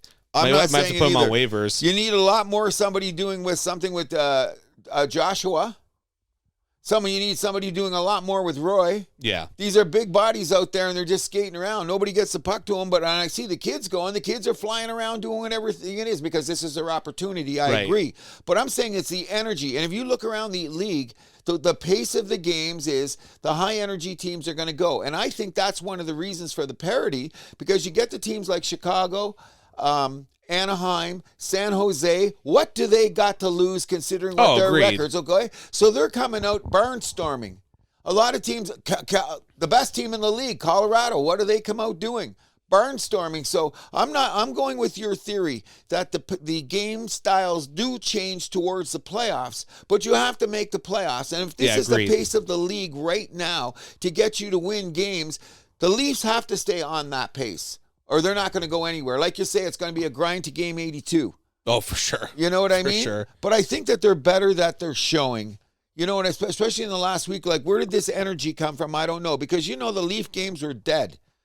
They come out unless someone freaking poked them in the ass. They just didn't seem to get going. They seem to have a little bit more tread in their track. Well, I think the panic is starting to set in with these guys. They know they got to start. Hey, like, now or never time. Hey, we got to get some points here. Bank them. Okay, so who are you expecting on the team that's going to pull them out? The return of Matthews, yes. But outside of that, where are you going to get? I mean, it's going to be up to the big boys. It always is. Okay, and I say it's going to be, you want consistency, then start making consistent lines. Don't have this clusterfuck shit that's going on. Now, if you get a read in the third period, the chief goes, oh, this guy's playing a little better. Like, if you notice a couple times lately, Robertson's getting a little more time in the third period just because of his energy level. All of a sudden, McMahon's getting an extra shift here because of their energy level. You got to keep that up. So the big barometer for both teams is what's going to happen in Montreal tonight. Who knows? Because Montreal's sliding too. Okay, so I know what our problem is. It's pretty damn simple. St. Louis, quit playing with the goaltenders. Both of their heads are all over the place right now. 5-game losing streak for Montreal. Yes, thank God 2 were in overtime, so we got a couple points there. But that's not the point. We can still score, and we're still going forward. Only one was in overtime. Oh, was only one? Yeah, just the Columbus game. In any event, and like the Washington game, Washington just seems to have our number. I don't know why. But the Washington game was fantastic. Well, Ovechkin seems to own Toronto and Montreal. Some reason. But we were out there. That was a great game. The thing about it was defense was a little lacking on both sides. Sure. But when Washington needed to save, they got it. We didn't. It was that simple. And there's just something, like, you know what I would say now, because they're switching him back and forth? Somehow, I think one of the guys is going to have to take it by the reins and not be looking over their shoulders. Because especially Dobich now, he's nervous. Yeah, he's a little nervous. He's not playing natural. He's looking stiff. Got to get him back to being comfortable. I think that we're going to be fine. Well, I want to say Montembeault, he had a little bit of a rough start last year, too, and this is around the time we started to pick it up, right? Yeah, and he has played decently, but he just let in that bad goal against Washington at the wrong time, which you don't want your goaltender to do. Hence the reason, look at that other kid, that Greaves playing, that guy that's playing in Columbus right now. He's not the greatest goalie in the league, but he's been steady as a rock, which keeps them in games. You know what I mean? Our goalies aren't keeping us in games, which I think over time will be balanced out, and I still think that we're going to have to be considered for a playoff team. But this is what happened. Sure. The bottom line is you can't have 5-game losing streaks. No, it took you right out of the playoffs. There you go. That's only a point back, but still, you're outside. And outside looking in at the break, and you're supposed to be 13th in the East. Thank you very much. From 5 games ago being second in the league and the top of the league. However, but look what turned it around all of a sudden.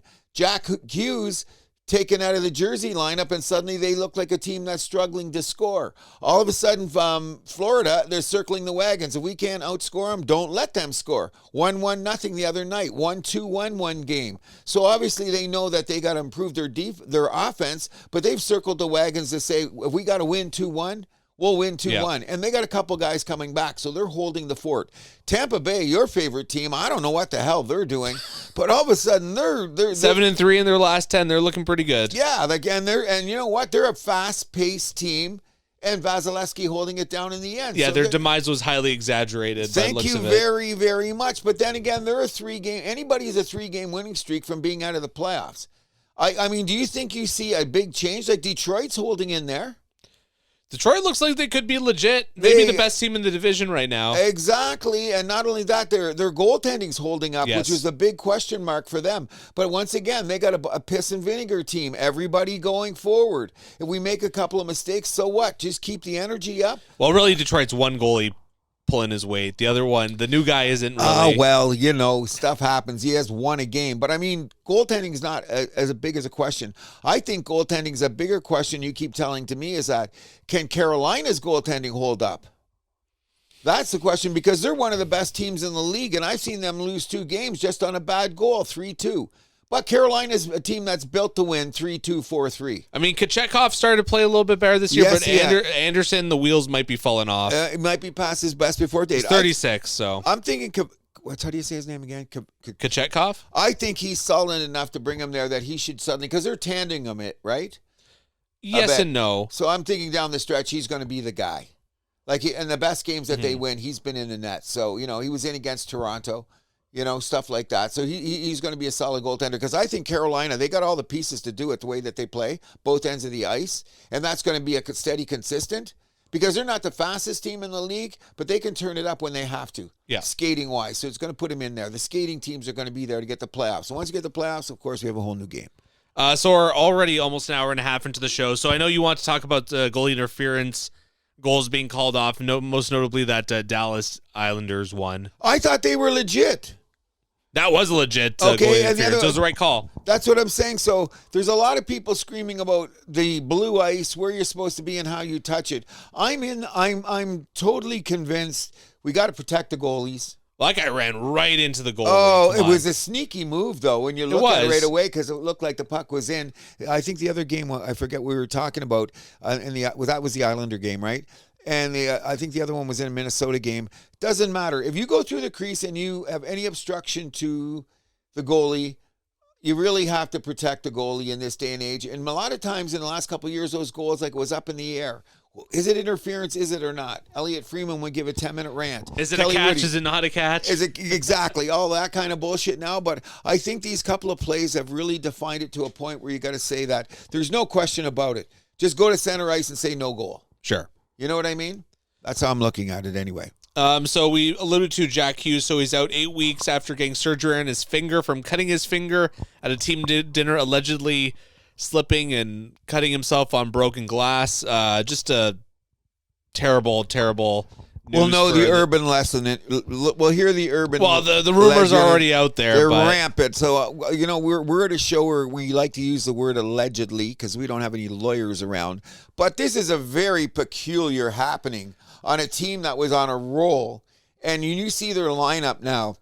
They miss. Jack Hughes is like the Leafs with Austin Matthews. You notice that he's not on the ice doing what he does. Big loss for Jersey. You know what I mean? Huge loss for, and I mean, it has implications for Team USA at the Olympics as well. Oh, well, they say that he may be back by then. But will he be the same? That's the whole thing, and he hasn't been skating, and he hasn't had game time condition. Who cares about the Americans? I'm just saying. Okay, we're not concerned with that. Speaking of the Americans, McAvoy on Boston out indefinitely after surgery for taking a slap shot to the face Saturday at Montreal. That was a nasty one. I didn't even watch the replay after I seen it once. Every time they're showing the replay, I look the other way. You don't want to see a guy get hurt like that, even though he's a Bruin. That's very terrible. What we should be talking about, though, and the scuttlebutt is never going to go away, is the fact that Celebrini and Bedard are screaming for Team Canada. They are screaming for Matthew Schaefer on the Islanders. Matthew Schaefer, who found his way on the Canada long list for the drug testing, right? So he's on the radar officially. Have you seen I've been ranting about the guy. He's one of my new favorite players. And we've got Demidov as Montreal, who started the season as the front runner for the Calder trophy. Yeah. I think Schaefer is starting to skate away with that. Oh, I think so, what too. I mean? Not only that, he's leading the rookies in scoring. Not just defensemen. He's leading rookies in scoring. Yeah. And if you see his stature, I will again say this. When you watch him play, a combination of Paul Coffey and Dennis Potvin. So we're probably going to do one more Olympic little check-in, probably like early December. Yep. Don't be surprised if he's on my team by then. That's good. I'm glad that I'm the guy that was ranting first because I just seen him play and he's so good. Oh, he's dynamic. He's unbelievable, and I don't see any excuse for what reason he can't be on there because of inexperience or whatever. Look at the way that he's carrying himself, and look the position that the New York Islanders have put themselves in the standings. Yeah, they're right there. They're a legit team, another team that you kicked to the curb, but I know why you kicked them to the curb. Personal bias, but that's another story. Well, I mean, hey, like who was high on the Islanders coming into the season? I said Patrick Roy would be the guy that would take them up. Let's go back. Check the tape on that one. Cruz and Patrick are buddies. No, wait. Well, credit to the Islanders. They've really turned it around. I said they would sneak into the playoffs. You know what I mean? And they still may do. And that kid playing goal for them. I mean, not the kid.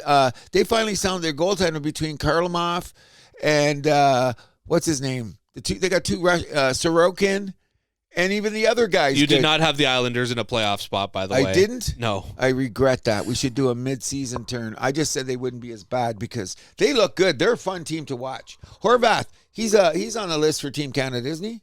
Yes, he is. He was at camp. Yeah, he's got to be. He's going to be our two-way guy, penalty killer, all that kind of nonsense. If he's on the team. But I expect him to be. As I'm watching players. Sure. And you know what? Number one thing I'm watching is another center that Vancouver could use right now. You know what it is though, because we're playing in Turin. Skaters. No, Milan. I mean Milan. Skaters. The big ice. We gotta have skaters. Well, Canada knows that. Horvath's a skater. Sure. So you know what I'm saying? I'm looking at that way. Schaefer's a skater. So we'll get down there. Anything else around the league that caught your attention? A few more things. So Connor Hellebuck out 4 to 6 weeks with minor knee procedure. Could be wear and tear, eh? Good. Bad news for the Jets either way. The buddy that got back up is not bad. He's not Hellebuck. He's not Hellebuck.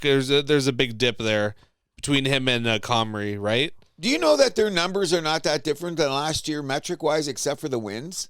There's that consistent of a hockey team? Winnipeg? Yes. Oh, I mean, they're consistent. Like, if you look at goals against, scoring, where they stand, they're about the same as they were last year. They just lost a couple of close games. Nobody starts 15-1 every year. No. But, I mean, as a consistent team, Winnipeg's right there, which also leads, we'll keep saying, Scheifele. Yes. He can skate. So a few signings around the league. So David Camp was picked up by a team, the Vancouver Canucks, signing him 1 Told year. you someone would be desperate enough. 1.1 mil, and they were so desperate they played him on the second line. When you said that to me, I went, whoa, wait a second here. That's a big jump from like terminated contract to the second line. Come on. But anyway. That's how bad the Canucks center depth is, right? So I take it this way. There's only a few teams that are separating themselves from the pile, and I'm starting to smell Vancouver being one of them. On the wrong end of separating. On the wrong end of separating the pile, you know. The Kings side, Adrian Kempe to an 8-year extension, 10.625 per season, so he gets 6 around there. And is that who's that? Kempe on yeah. Good hockey player. I like him. Very good hockey player. Good hockey player. Yeah, this season he leads the team in points, 20 points in 22 games. Their goaltender is going to be serious consideration for Team Canada. I think I had him on my team. He's pretty well a lock. And Jets captain Adam Lowry signed a 5-year extension worth $5 million per season. So Winnipeg a chance to extend that consistency 5 years from now. Exactly, and he's at the age. That's a good contract for him. His age and his performance. That's a very reasonable contract. And like you say, keeps the consistency to the team. Because you look at their core. They've been together for a while, and most of the guys are signed, and they're like that mid-20s to early 30s combination, which seems to work in the NHL when you talk about getting towards the end and the experience that they have. Winnipeg is I'm a little bit higher on Winnipeg than I normally am. Well, Winnipeg, they've been there 15 years now. They've been back in the league, and they've kind of been that team. Kind of like they're very careful about how they build that team, and I like it. You know, that's like they keep them around the same age. They don't move around guys too much. You know, they keep it steady and but still, I guess, maintain the balance with keeping keeping it youthful as possible, I guess. And the on-ice product is proving that this formula seems to be working. There you go. That's how I look at it. It's always your on-ice performance. It's been the same GM since day one there, too. Making the playoffs, doing their thing. The Hellebuck thing could be interesting. Very well so. I hope he's back sooner than later. A couple milestones. So Bobrovsky moved up to 9th in all-time wins with 438, passing Jacques Plante. And Ovi moved up to 10th all-time in points, passing Joe Sakic with his 3-goal, 4-point game at Montreal on Thursday. So now 1643. So 2 things.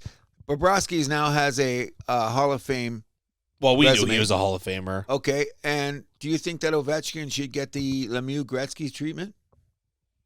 Lemieux Gretzky treatment in what way? Straight to the Hall of Fame, no waiting. No.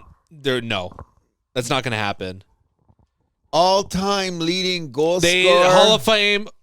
Well, you said Lemieux. Who's the other one? Lemieux Gretzky. Gretzky, the only 2. Never waited. No. We've been through this. The list, it's actually 9 guys that they waived it for. But okay, but Gretzky, they said Gretzky would be the last time. But I would argue if they're going to waive for anyone, it should be Crosby. Yager. No, Yager. Oh, right. Because at the rate he's going, he's going to be dead by the time he gets in. That's not a joke. No, I agree. No, okay, Yager, he should be in by now. I agree, but he's not officially retired. That's what I'm saying. Waive it. It's insane. I don't know. I don't know. I think he should be in. I think he should be just voted in because look at nobody's going to catch him. Well, they said nobody's going to catch Gretzky, but the game has changed enough that I'm going to say this. I think that he should be. Your pass record as great as Gretzky's. You're a Hall of Famer. We know that. What are we waiting around for? Anything He's an else? Exception to the rule.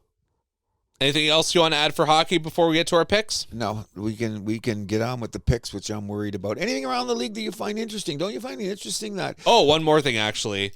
So the Winter Classic jerseys, Panthers and Rangers, what'd you think of them? I haven't seen them yet.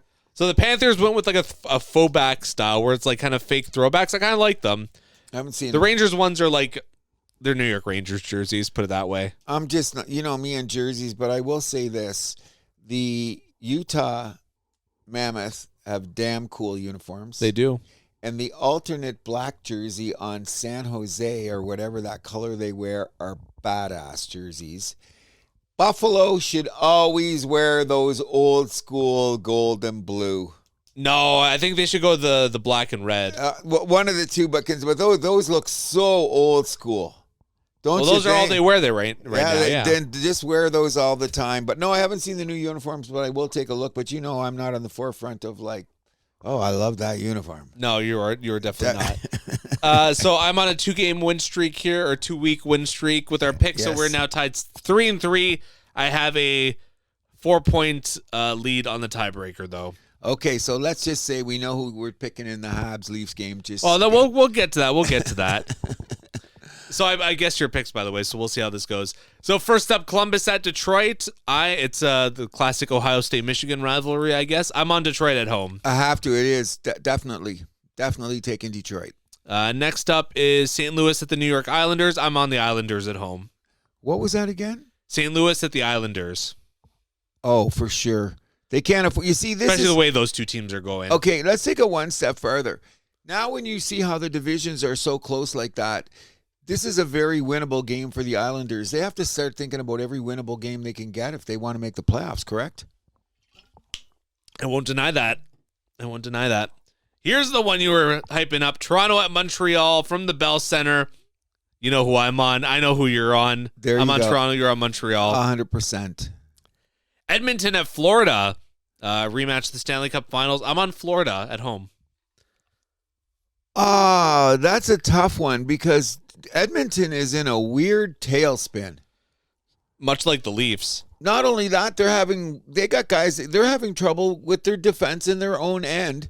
What else is new with the Oilers? But the guy in the back end that's supposed to stop the puck ain't doing a very good job either. What else is new with the Oilers? Back to where we started. No disrespect for the team, but somehow I think Edmonton's going to pull this out. I knew you would say that. Edmonton's going to pull it out. New Jersey Devils at the Philadelphia Flyers. I'm on the Flyers at home. Is this an afternoon game too? This is evening. Okay, I'm still taking the Flyers. I thought you would take New Jersey. No, not on the road. Not giving them the benefit of a doubt. Seattle at Pittsburgh. I'm on Pittsburgh at home, especially wanting to get back on track after getting shellacked by Minnesota at home last night. What happened there? Scheduled loss? Perhaps, maybe, but this is why Pittsburgh, everyone's fascinated with what they're doing in the Sidney Crosby-Malkin situation, Letang, all of that. But another team, have to maintain their position. 100%. And this is a home game. Got to take the Pens. Both on Pittsburgh.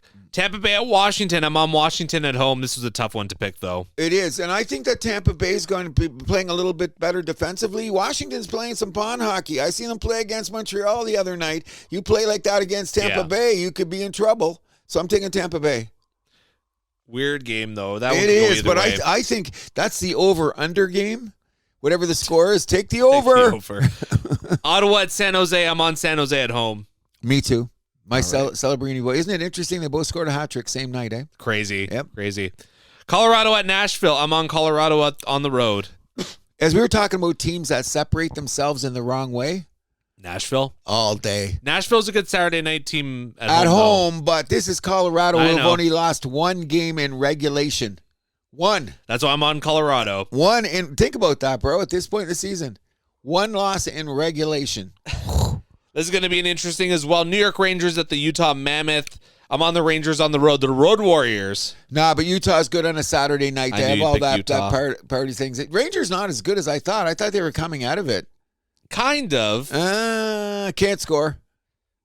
Can't score at home. Well, can't score at home. And look at the guys they have up front. I know. It's not that they don't have any players. And they got Fox and they got what's his Gavrikov, name? Who's flying out of the zone with the puck all the time. He gets it so far, nothing happens. And they're wasting Shesterkin on the back end, and it's just tragic. It is, because I thought they'd be a bounce back like the Boston. I thought they'd bounce back more than Boston would have. Like Boston is in position. Yeah, for sure. I had New York in the playoffs. I didn't have Boston in the playoffs. Exactly, but it went the other way. The big market, old school teams. But we'll see what we're going to deal with. Dallas at Calgary. I'm on Dallas. Calgary is slowly looking for suitors for Kadri, and what's the defenseman? Don't you guys pay for that defenseman, by the way? Rasmus Allen? It's not going to happen. No. Well, the Calgary owner's a spiteful gentleman. We know that. So. Okay, and not only put it that much further, I think it'll be closer to the trade deadline that they're not going to make a trade, so more people will be desperate because you're going to overpay for these guys, and I don't think that they're worth it in the first place. The only guy on that team I'd like to steal is Kadri, because of his lineage and the way he plays in the playoffs. You think Hubero is a freaking guy that anyone wants on their team? Never say never. No, and who's the other winger they have? That's I go, well, scored 20-some goals last year. Either way. Yeah. Done. The final game of the night, Vegas at Anaheim. I'm on Anaheim at home. I'm guessing you're on Vegas. No, I like Anaheim on a home on Saturday night because I don't know what Vegas is doing. They just seem to, you know what they seem like? They seem like Florida last year. They're going to win when they want to and away they go. You know what I mean? Like they're just a good team and they just lose games. Like a guy will take a slap shot the other night. They were winning comfortably. Slap shot, losing overtime. Meanwhile, if you looked at the metrics, that team shouldn't even been on the ice with them. I don't get it. I think that they're having a little bit of difficulty matching up their lines too. Who's playing with who? Mm-hmm. Because they got to leave Eichel with Barbashev. Sometimes they put Marner on there, then that other line doesn't work. But Marner seems to be working well with that. How do you say his name? The Russian? Borov. Yeah. The Russian. You know what I mean? And they got a good defenseman. And I'm sorry I said anything about Shea Theodore because Shea Theodore looks great. He's been playing great hockey. All those, their top 4 defensemen on Vegas, Big, Carey, Hannafin, those boys, they look good. So, but tonight, Anaheim's scrappy at home, and I love Dostal, and I love Gauthier, and is he the kid that came from Philadelphia? Their other first-round pick from a couple of years ago. What's that forward kid's name? Love the Cutter Gauthier. Yeah, but they got another guy. Who's the guy that they stole from Philadelphia? Cutter Gauthier. Yeah, Gauthier, but then the other guy they drafted like 2 years ago in the first round. Leo Carlson. Oh, what's wrong with him? Nothing. That's what I'm saying. So they got to guaranteed for Team Sweden. Oh, 100%. There's no doubt about it. I mean, the depth. So I think Anaheim's scrappy enough at home. The Joel Quenneville, take care of your back end first. Have a goalie. Yep. That's and Quinn. That's a formula right there. You know what I mean? And he's got enough guys that score. So I'm not saying Anaheim's going anywhere, but tonight, Saturday night, they're going to win. Anything else for hockey? No, but it's everyone pay attention. Some of the games, there's when you look at games, there's very rarely a shitty hockey game I've seen lately. The other night when Devils got whipped and last night I'm going to say Penguins got whipped. It does happen. But if you get 5 games in a night, I bet you 4 of them entertaining. Okay. Great for the league. We'll move this over to soccer. So this was international break. Canada beat Venezuela in Venezuela 2-0. Holland got 2 goals in the second half over Italy in Milan to carry Norway into the World Cup with a 4-1 victory. Italy heads into the playoff round. We'll get to that a little bit later. Yep. Portugal advances to the World Cup with a 9-1 win versus Armenia, while Neves and Bruno Fernandes each with a hat trick in that one. They just punished that team, right? Yes, they did. That's rude. Is it because you need goal differentials? Does that make a difference? Plus, minus? I mean, they were in already. I think they were just putting icing on the cake. Oh, I felt bad for those guys. When I seen the score, I thought it was a mistake. I did. I looked up, what? World Cup qualifying, you see 3-2, 2-0, 9-1. What? Well, who are they? Armenia, come on. God bless them. Germany advances after spanking Slovakia 6-0. Netherlands advanced after beating Lithuania 4-0. Scotland qualifies for the first time since 1998 after a 4-2 win versus Denmark. Huge win for them. Yes, he did. Yes, it is. Spain qualifies after a 2-2 draw versus Turkey. They sent over the scrubs. Yeah. But this is what everyone wants to talk about. The next round of World Cup qualifying for the teams that didn't quite crack it this time around. So the semifinals for all these matches will be on March 26th. And the final will be March 31st. So there are 4 playoff spots left in UEFA. So the winner of Italy versus Northern Ireland will play the winner of Wales versus Bosnia for one of the spots. Ukraine versus Sweden versus the winner of Poland, Albania. Slovakia, Kosovo will play the winner of Turkey, Romania. And then lastly, the winner of Czechia, Republic of Ireland will play the winner of Denmark and North Macedonia. Okay, so who do you think has the inside track of those teams that are left? I'm going to name 2 teams. I think Poland and Denmark will still find their way in. Poland's lost a couple of tough ones. Czechia's sneaky too, but Poland's lost a couple of real heartbreakers on the way, so I think they can. They played well enough. Don't count out Ukraine either. Oh, and Ukraine's another team. They're on the edge. So how many of these teams can make it? Only 4, right? One from each of these brackets. One from each of these brackets. Ooh. Turkey and Slovakia have the inside. That's what I expect to be the final in that one. Yes, Turkey's always around. Italy's going to find a way to fuck this up. I know this. You think so? Bosnia is going to find their way in the World Cup. I have a sneaky feeling. Oh, really? Wow. Actually, don't even be surprised if Italy loses to Northern Ireland, because why the fuck not? Well, Northern Ireland's going to show up. They're going to show up. Yeah, well, and that was the thing, too, because last time around, 4 years ago, it was Italy versus North Macedonia, and they had to win that to play Portugal for that final spot. They didn't even make it to Portugal. They lost versus North Macedonia. Things must not be happy over there. Oh, it's going to be our third World Cup in a row missing. What else? Wow. What else do you want? This is amazing. Wow. This is amazing. What a turnaround. That's not amazing. No, this is what else do you want if you're an Italy fan? Missing the World Cup. This is what we live for. Oh, wow. Things have changed in my time in Toronto.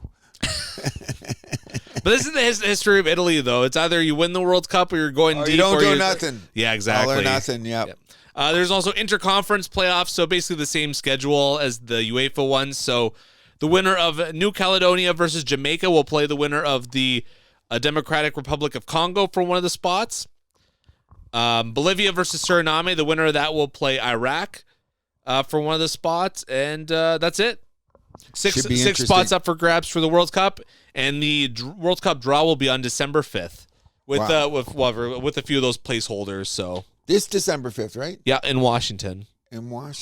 So what's that game in March you were talking about? So those are for the playoffs. So, but like it'll just be like UEFA A, and that'll be like the bracket that Italy's in. But Italy's not in yet. Exactly. Well, the winner of that bracket will be their spot will already be assigned for the World Cup. It's just who's got to win it. Exactly. Oh, okay, I got you. Okay, so it's all going to be going down December 5th. That's like 10 days. That's the draw. But then like in March is when we get those final 6 teams. I'm going to watch the draw because I just think that now that I have a little bit more understanding of it, I want to hear the oohs and ahs when shit comes out. Well, it's going to be Americans there. They won't know what the fuck's going on. Okay. So around Europe, do you want me to recap my power rankings from last week? Sure. So I have at number 5 PSG, number 4 Inter, number 3 Real Madrid, number 2 Arsenal, and number 1 Bayern Munich. Just a few games I like to keep my eye on this weekend. So we got Napoli hosting the struggling Atalanta today. Tomorrow we have the Milan Derby as Inter hosts AC Milan. And then tomorrow we also have first place Arsenal hosting fifth place Tottenham. Should be a good one. That's because both of those teams, Milan, are both from the same city, right? Yes, share the same stadium as well. Wow. So it's a true derby. Wow. Should be a great game. The atmosphere in the stadium was going to be nuts. So. Oh, I'd like to be there just an observer. Anything else you want to add for soccer? No, but that's going to be good. I'm just going to turn that game on just to see what the crowd's doing.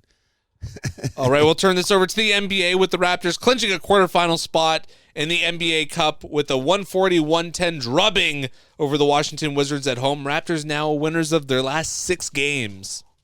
Okay, I want to say something right now in context of the city of Toronto and understanding what goes on in this city, which I've always considered a bandwagon town. Toronto Maple Leafs, of course, run the mood of the city, correct? We know that. That's just generational, never going to be changed.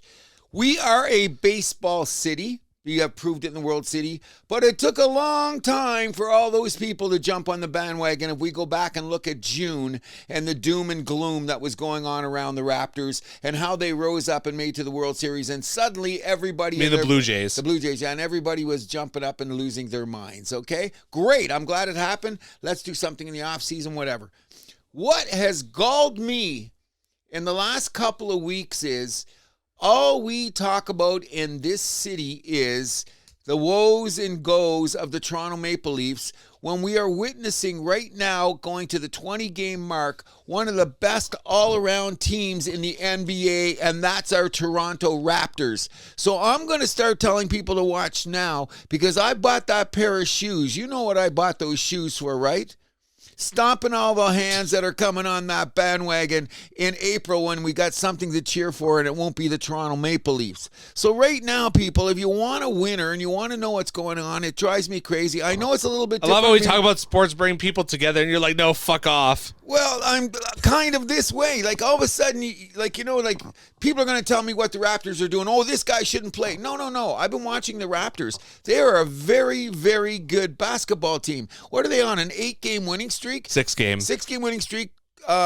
8 of their last 9. And if you go back to the beginning when they were 1-4, 2 of those games they got rained on by the perennial. Sometimes people shoot threes that night, you're not going to win. Right. Okay, so that situation's gone down. But from otherwise, you're looking at it, we do need a better big man. But the guy out here, how do you say his name? Matt Caselli or whatever. Where did we get this guy from? He's been a revelation to go along with our, what do you call them? Notorious B.I.B.? Notorious B.I.B. Barrett, Ingram, and Barnes. Sure. Okay, so those guys are averaging 20 points a game. The bench is one of the best teams in the league. The guy that we drafted this year with the 2 names, what's his name? Anyways, go look. He's 2 names. He got picked 12th this year. This kid is going to be a freaking dog. And then the guy you were saying before, Mamu Kala. How do you say his name? I'm trying to read here, but Stanley's. Oh, yeah. Stanley's making his into the show. Come here. Mamu Kalashvili, I think. What? Mamu Anyways, the Kalashvili. guy is a glue guy That's of my the glasses highest face. degree. He's a glue guy. He's been playing way above his head. He got mentioned by Kendrick Perkins.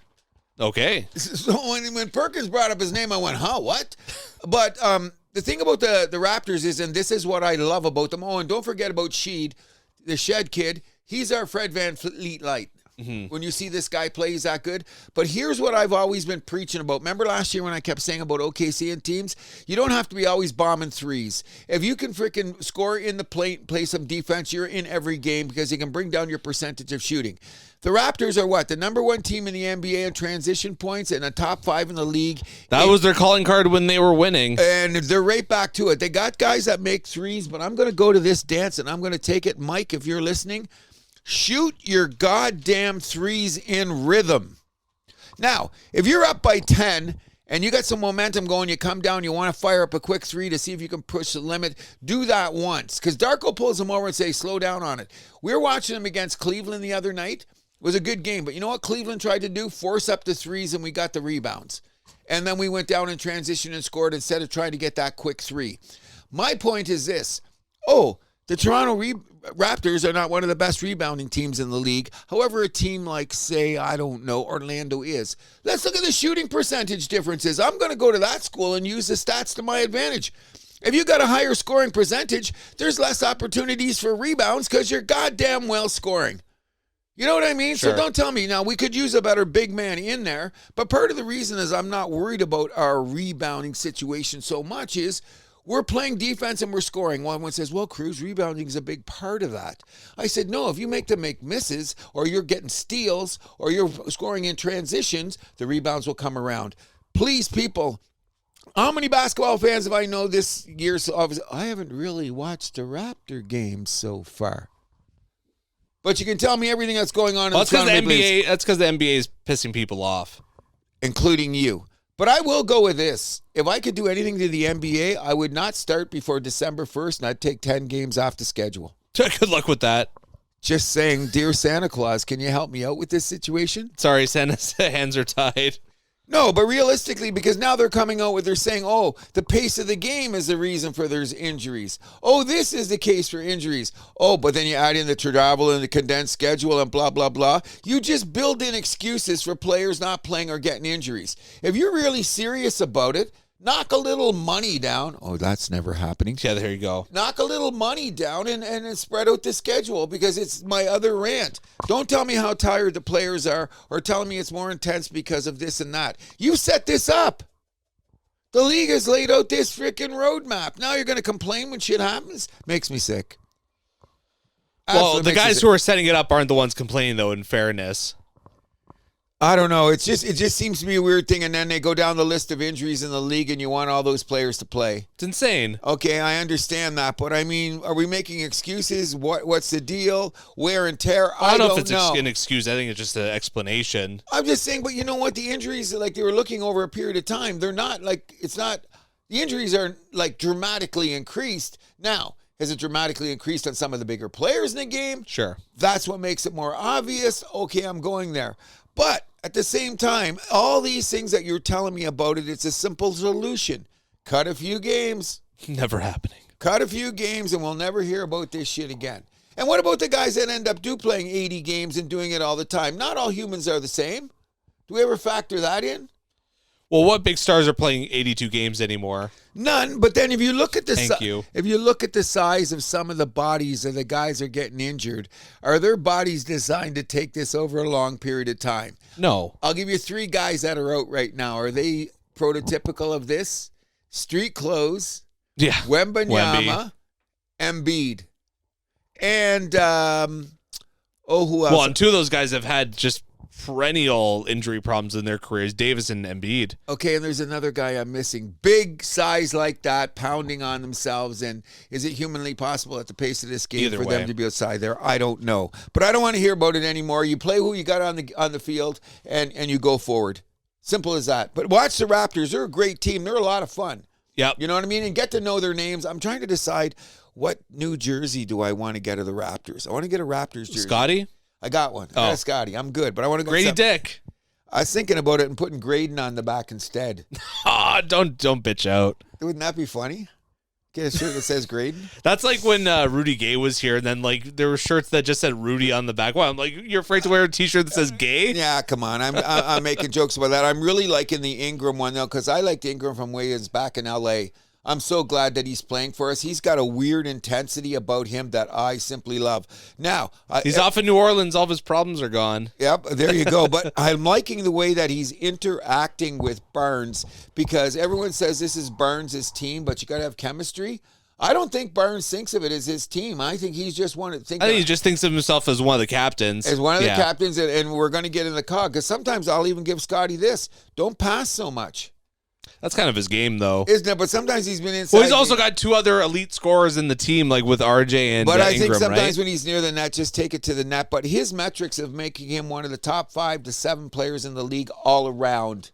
Yeah, agreed. With everything that you do, it's been coming up. Look at Scotty Barnes, like all of it. Rebounding, assists, steal, defense, plus, minus, the whole 9 yards.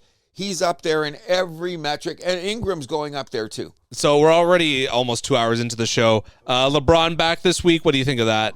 I think he's going to fit in very nicely with the Lakers. If you've seen the way he played, I watched the game. Oh, he only had 11 points. He only took 4 shots. He had 12 assists, didn't he? His defense was impeccable. He's not the calling card for the offense anymore. It's Luka there now. Well, that's not a good thing, because if LeBron is suddenly your Robin, that's not a good thing. Oh, it's not good for other teams. I see what you're saying. I'm not bitching about that. And the Lakers could be the team to watch out for, even though last night there was an amazing game, because I think they're going to be the 4 that rises to the top in the end. Denver played Houston last night, and Denver stole the game with in the end, in Houston, who is one of the hottest teams in the league. But people are going to start watching now, and you're talking about the Western Conference. OKC, Lakers, Denver, Rockets, all those teams are going to be there. All the other teams are going to say, well, what about Golden State? No.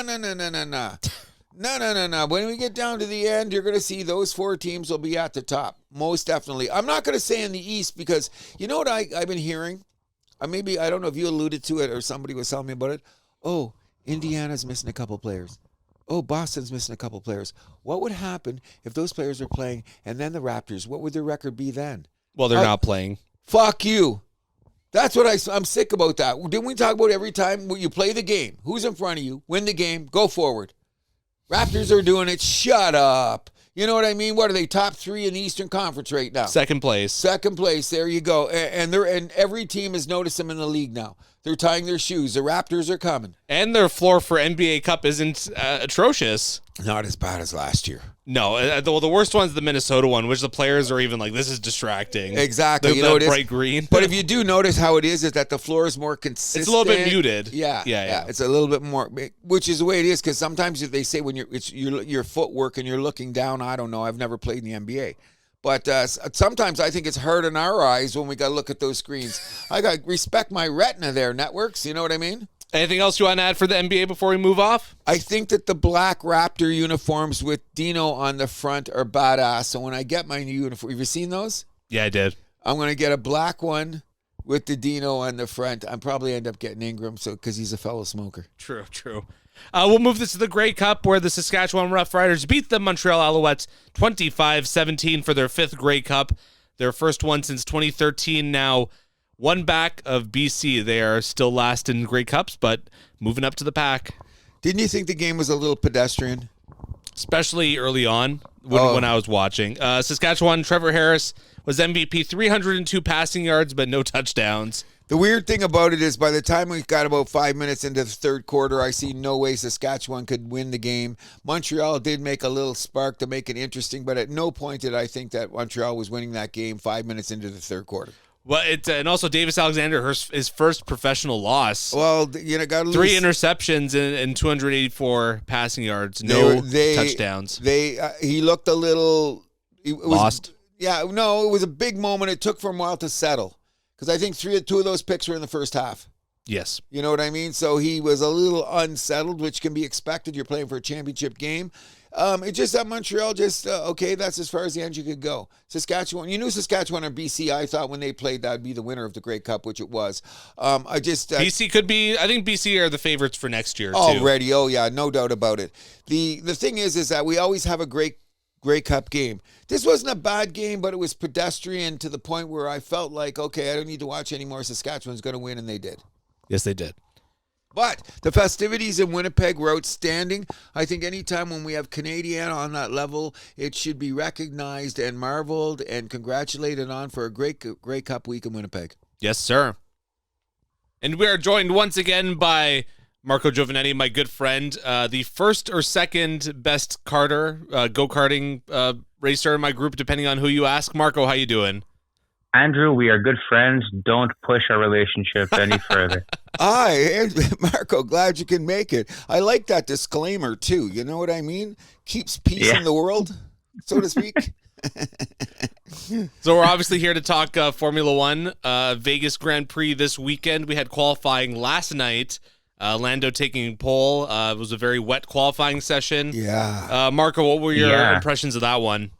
Well, it's funny. I was thinking of what a wet track in Vegas would be like. And this morning, watching the qualifying, I was pleasantly surprised. Like, what are the odds, right? It's the middle of Nevada.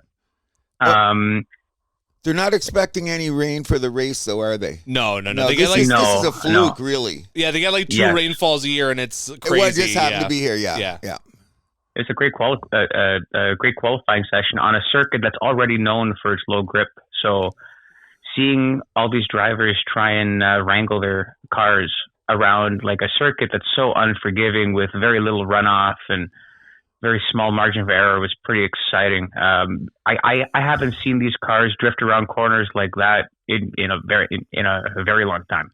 Is that a lot to do with the conditions of the track?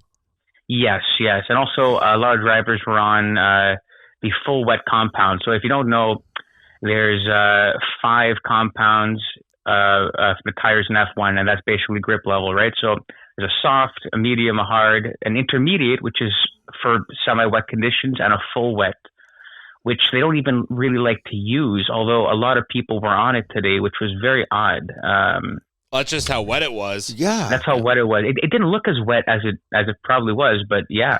Yeah, I think it was like some corners, like especially ones coming off the straights there that were giving the drivers a lot of trouble. Like, I don't know if you saw, well, I guess you did see the whole qualifying. So you saw Albon where he went off, like that kind of thing. I've seen that. Yeah, I think that was one of the corners that were really giving people problems, and one of the reasons why they stayed with the wets instead of going to the inters.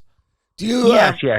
How wet does it got to be before they say, okay, guys, we'll do it a little bit later? Torrential?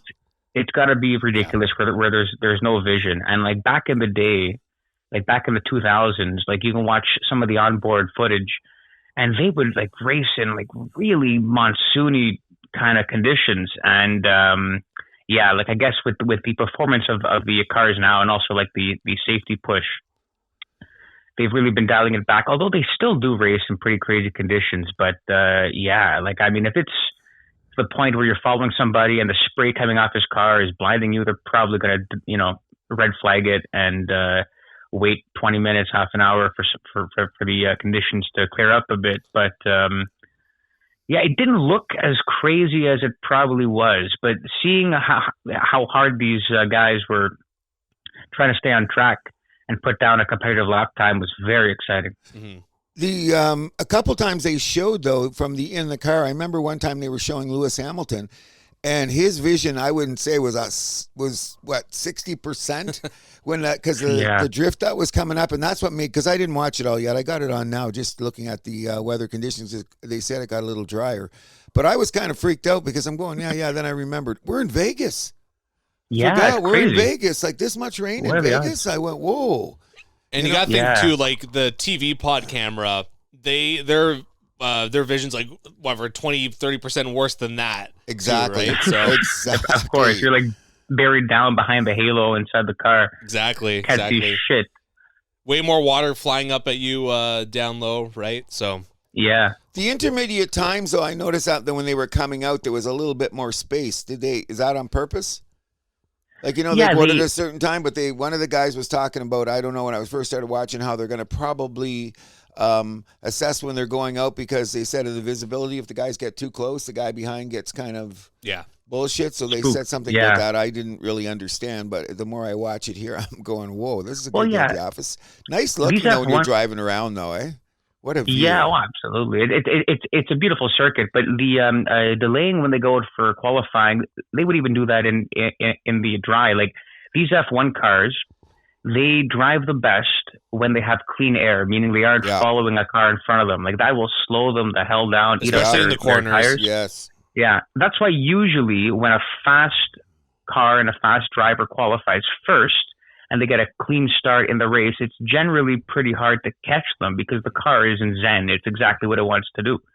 Exactly. Some cars follow easier behind others. It really depends on the design of the aero, but generally speaking, these kind of cars, as funny as it sounds, they don't like to race. They like to go fast and clean air.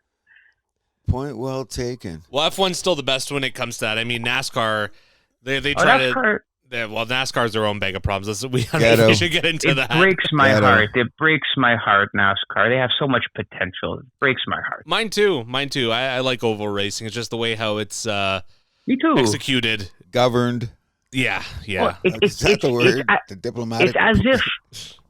It's as if NASCAR coverage is done by guys that cover football, and like nothing wrong with guys that cover football, obviously, but like it's complete apples and oranges. Like it's the wrong coverage, man. And but it's a good old boys club. When you get to NASCAR, it's the biggest big old boys club in time. Like look how hard it took Jordan to get in. Yeah. Just think about that. And it's a old. From way back in, I don't know, when they started making cars on those dirt tracks. That's an old school. Daytona Beach. There you go. But when you talk about F1, each one is an individual entity. You know what I mean? There's no old boy club in F1. It's a fuck you society. The F1 it's the biggest dick measuring contest there is. Oh, 100%. That's what I'm saying. Yeah. Oh, yeah. And that origins of F1 is more like racing town to town and that sort of crazy shit. Oh, yeah, from back in the day, that's for sure. Mm-hmm. So those guys were nut bars, by the way. Oh, yeah. Back in the day. Driving in fucking bathtubs at 150 miles an hour. Like, it's crazy. On dirt. With light posts and shit beside the track. Like, it's just absolutely insane. So what's your take on what's going to happen in this race? Well, I guess we should go stick to qualifying a little bit more. Yeah. So Lando on pole, Max second, Sainz third, right? Yep. Yes. Thank goodness he's finally performing once again. He's a very talented driver. I think he got shafted when Hamilton took his place. By the way, Hamilton, not looking very good. Nope. Unfortunately. Qualified dead last, 20th. He qualified dead last. Mind you. Well, there was a lot of surprises, though. Yes. I think Lando's locking in, obviously. However, he was the only driver that got an extra lap at the end.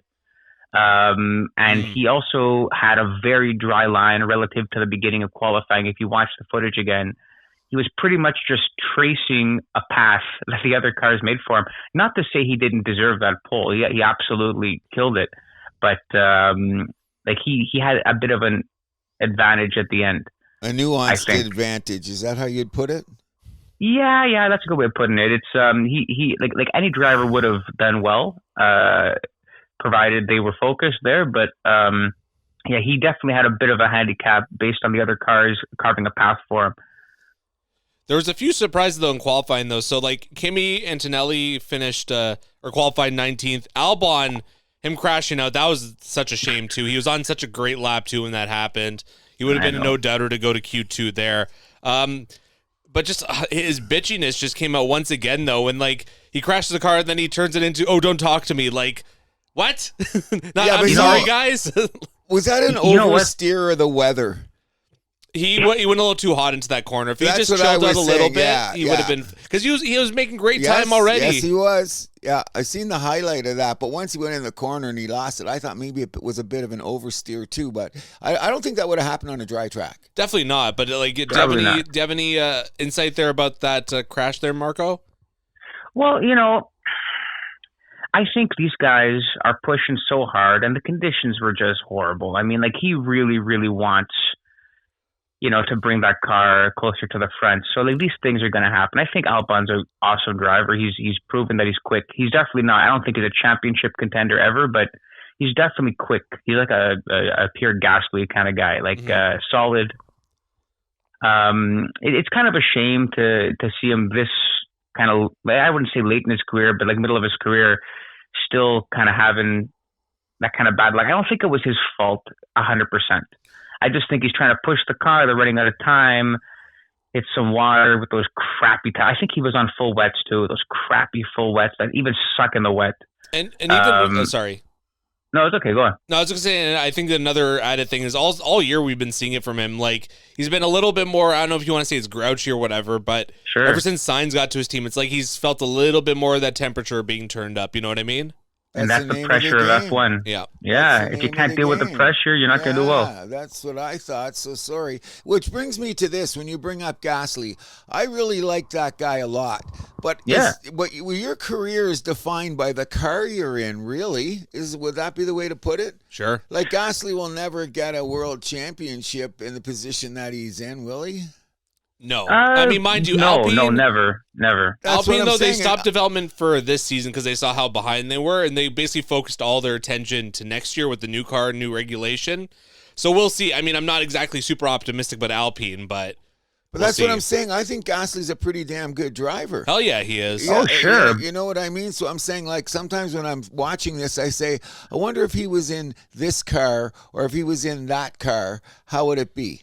You know what I mean? Like, what would happen if they said, okay, listen, you guys on McLaren don't get along anymore, kick one out, and suddenly Gasly was driving a McLaren car? I mean, I've thought about that, like, but I feel like that's going to happen too little too late for Gasly, where he gets picked up by a Ferrari or a Red Bull or whatever one of those teams. And he'll still be a second driver, right? Yeah. Yeah, that's a drag. Because that's so your career will never be fine. Like, that's one thing a realization I've had about F1 in the last little while, and mostly it was concerning Gasly, thinking, wow, this guy's a great driver, but we'll never know his greatness because he's not in a great car. Yeah. Yeah, what a bitch. True. What a bitch. Damn. It's true. However, you have awesome drivers in great cars that just still can't put it together, like Valtteri Bottas. He was Lewis Hamilton's teammate for like all those dominant years at Mercedes, and well, most of them at least. And like, yes, he won quite a few races there, but still, like, there is a difference between a generational talent like Lewis and a great driver like Valtteri. You know, like there still is going to be that that higher level of driving from somebody who's just that much more loose in the car, right? Not to say Gasly couldn't fight for a championship if he was in a McLaren or something now, yes, but I still don't think it's that automatic. Like, you still have to be an Iceman. You still have to be for sure best of the best. And we're seeing it now with McLaren, right? Like, you know, they're obviously within like milliseconds of each other on the right day, but championships, especially now, are won from being focused and being calm and being confident and accepting the challenges. And it looks like Lando is going to do it if he doesn't crash out first turn or something. And especially now with 24 races on the calendar, I might add. True. Yes. So does this mean that there will never be a proper teammate for Max in the next 5 years? I mean, unless some new kid comes in who just starts like slaughtering everybody. I don't think so, man. Like, yeah, but he's got to have a teammate and all the things that you hear about his car, him, and all of that. I definitely think would have to be a young guy coming on the scene. Someone like a Kimmy. Yeah, that would come on and like he'd be like Max would be more of a mentor. So his learning. Well, I don't know if Max is ever going to be a mentor, but I don't know about that. He's too into his own winning. But could you imagine a combination like Verstappen and Alonso? How hilarious that would be! Oh man, they would kill themselves. That would be entertaining alone. Yeah, pure entertainment. Wonderful. They would be taking each other out every race. 100%. Well, we saw how it went already with Alonso and Hamilton. Yeah, that was hilarious. So before we get to the race, anything else with qualifying that caught your eye? I mean, Piastri's. Like, come on, man. You're too far from your teammate, but qualified fifth. He's giving it away. He just can't lock in. No. He was one of the favorites at the qualifying at the beginning. Well, he always is. He's in the McLaren. That's what they were saying, and he. Yeah. It's funny, I was watching the post qualifying interviews, and when it got to Piastri, like maybe it's just me speculating a bit, but he looked shaken. He was smiling sheepishly. He didn't really look all, stone cold as he usually did. Like that's how he always looks when he's not in his position. I know, but I'm beginning to really see it now. Like, he's beginning to accept that it's over. Really, that's what I see. Yeah, but you got to stand there and be strong. Like first 10 words when you hear from Max after a race, you don't know if he's won or lost yet because he's got that demeanor. That's what you want in your driver. You just 100%. Know when Piastri, and you're the one that was pointing it out to me, how these guys are when they come to the microphone. It's a mood swing. I'd rather have the ice cold guy than the mood swing guy any day of the week. Sure. That's why Kimi Räikkönen was the Iceman. Yep. He was a great driver, by the way. Anyway, love Kimi. Yeah, Kimi is the man. In terms of the race tomorrow, is it just going to come down to turn one between Lando and Max, or am I way oversimplifying this? Okay, well, from the research I've been doing, the Red Bull should be fast on this circuit. They do like high speed. Apparently, it's not supposed to favor McLaren's car, but and considering the quality was wet and all that, it's probably not the most accurate representation of the pace of everybody in optimal conditions. Mm-hmm. However, I do think that first turn, if they both get good starts, being a Max and Lando, I think that first turn is going to be a little bit hairy. I think we're going to see some questionable, potential, penalty like behavior there. Great. Elbows out kind of thing. Yeah. I don't think the race is going to finish quite in the same order. Mind you, I do have my Dutch biases. But honestly, like at this point, if Lando continues to walk away with it, like how could I be upset? Like the guy's driving perfectly. But I do think we're going to see a bit of chaos tomorrow in some regard. Maybe not at the front, maybe not at the back, but something's going to happen. That's a crazy track. Weird conditions. Going under the lights? Oh, yeah. Yeah, different temperature than you're used to. Different temperature, yeah. Because all day long, you're in this temperature, and then you go out at night, it's going to be, 20 degrees difference or something? Way colder. Yeah, way colder. Man. Yeah, huge. It's like driving on ice. Yeah, like it's going to be interesting, you know what I mean? Which gets back to the thing I believe I told you this. I was talking to some people that don't know F1 or do know F1. Sometimes they don't know the athleticism or the physicality of some of these guys driving the car. Oh, you know what I mean? Oh, yeah, man. These guys are top. Yes, that's the average person does not realize, in my opinion, what great athletes these guys are. You need to tell them. Just tell them to look at the thickness of these guys' necks. And I'll tell you all you need to know. That's 100%. Tell me one F1 guy that doesn't have a neck. Yeah, exactly. Oh, you have to. You have to. I noticed that one time. I'm not going to say they all had block heads, but they were just different Lego on the same tree trunk. Yeah. That's, yeah. They all have these really compact bodies and these giant fucking necks. Yeah. Like bodybuilder necks. Yeah, and legit. I It's just crazy. that's a great point because I did notice that one day. Because you know when I noticed it when they were sitting in that little room when they were sitting Oh, the down, cool down room? the cool down Yeah. room where they were looking at the film, and all three guys are sitting there, and I looked at them and I said something about frickin' they just put their heads on the Yeah, same their thing anatomy's here. wrong. You know, it's interesting. You better have a neck in this game. You You need know, one, Yeah, man. yeah. you Like better have a neck. the G forces for any one of us, man, would absolutely flatten us like a pancake. Like No even doubt. hitting the brake pedal apparently is like a leg press. Like the amount of pressure that you have to apply to stop the car quickly is apparently just ridiculous. And that's what people, like regular folks that have driven F1 cars say. It's like I've seen a lot of content about people that have just like regular folks, regular racing enthusiasts that have had an opportunity to take an F1 car around a circuit for a couple of laps, and they've all said the same thing. Like, okay, obviously the car accelerates crazy fast, the speed, the power, but you can get used to that eventually. They say what freaks you out and what overwhelms you is how fast the car stops and how much pressure you have to apply to the brakes to make it stop properly. Because these brakes, these carbon brakes that these cars run, they only work properly if you generate enough heat through them. So if you're driving one of these cars around the track at like half pace, which is crazy fast already, it doesn't work properly. It doesn't turn in right. It doesn't stop properly. You're not going to have the proper grip of the tires. So they all say you have to drive these things 10/10 all the time. And you just can't sustain yourself if you're, Joe Six-Pack off the fucking street who, No kidding. go-karts, No like, kidding. it's crazy. It's ridiculous. It's like a Cessna pilot flying an F-18. Like, it's not going to happen. No. Right. No. Good analogy. So Marco, do you have any takes for the race of like who's going to be the big movers tomorrow? Like, are the Baby Bulls keep it up? Where do you see Williams? Like anything like that you have in mind tomorrow? I think Sainz finishes like 10th. I think he's going to fall back steadily, unfortunately. Why is that?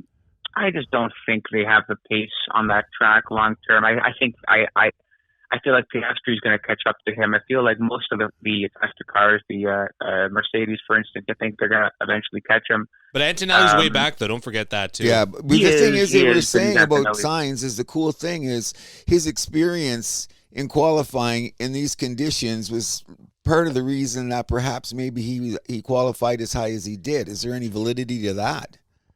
Well, Because he's been around a couple qualifier. years, hasn't he? Oh, sure. A decade, yeah. Yeah, so that I don't know if that played into it, but I was pleasantly surprised because I like the guy. Oh, same. He's a fine driver, but quality and the race are two different animals. Like 100%. That's why you're talking about the falling back. I see where you're going with this. I don't think it's going to be a total disaster. I think he's probably still going to score points if he races cleanly, but I just think, especially on a circuit like that, that's heavy on DRS, heavy on drafting, heavy on a low downforce setup, I don't know if he's going to be able to sustain it. Like, I'm not sure how they set up his car. Like, maybe they gave him crazy downforce, so in quality he could do well, but in the race on that circuit, I don't know if it's going to work out. I think the people that are going to do well are going to make their passes on the straights. And I think that's what's going to really, define the top five. Like it's going to be all about drafting, pitting at the right time, and not overcooking your brakes and going into that runoff at the end of the main straight, which everybody seems to have done in practice. Okay. So I think we're going to see a lot of that. I think we're going to see, I think turn one between those two guys at the front is just going to be hilarious. I have a feeling like if Verstappen gets a good start, he's right alongside Norris. It's going to be really interesting there. Then I feel like it's possible that the race might kind of cool down for a bit until we get to the first pit stop. I think that's going to be crucial as well. So really, I'm not sure. Like, it's very hard to say who's going to end up where, but I do think it's going to be one of the more interesting races of the season, just given the layout and the cold conditions, right? And do you see Hamilton moving up into the points? No. Not into the points. I think Ferrari's going to have another shit weekend. Unfortunately, I was thinking about this actually earlier. I think if the new car regs fall flat on their face next year for Ferrari, I think we're going to see an early retirement from Hamilton this couple of years. I really do. I think him leaving Mercedes was one of the biggest miscalculations he ever made in his career. Probably the biggest. Ego. I know Andrew and I often debate about this, but I think he would have won a couple of races if he was still with Mercedes. Maybe not this season, but I feel like he had a much higher chance of doing so. I think the Ferrari move was one of just haste. It's like, oh my God, I want to race for Ferrari. I'm Lewis Hamilton, legacy, whatever. And I think he kind of lost his edge because of that thinking. It was definitely a gamble. Yes. When Lewis was winning his championships, yes, he had the Mercedes and all that. But that was his life. That was his dedication. Now he's spread thin. He owns part of a soccer team. And he's a part owner of a football team too. Oh yes, he is. You're right. Denver Broncos. Oh, he bought in? Yeah. Wow, good for him. He's spread very thin though. Like I feel like when you're in F1, if you're doing too many things outside of racing, like okay, the one thing for racing multiple series like our boy Max and all that.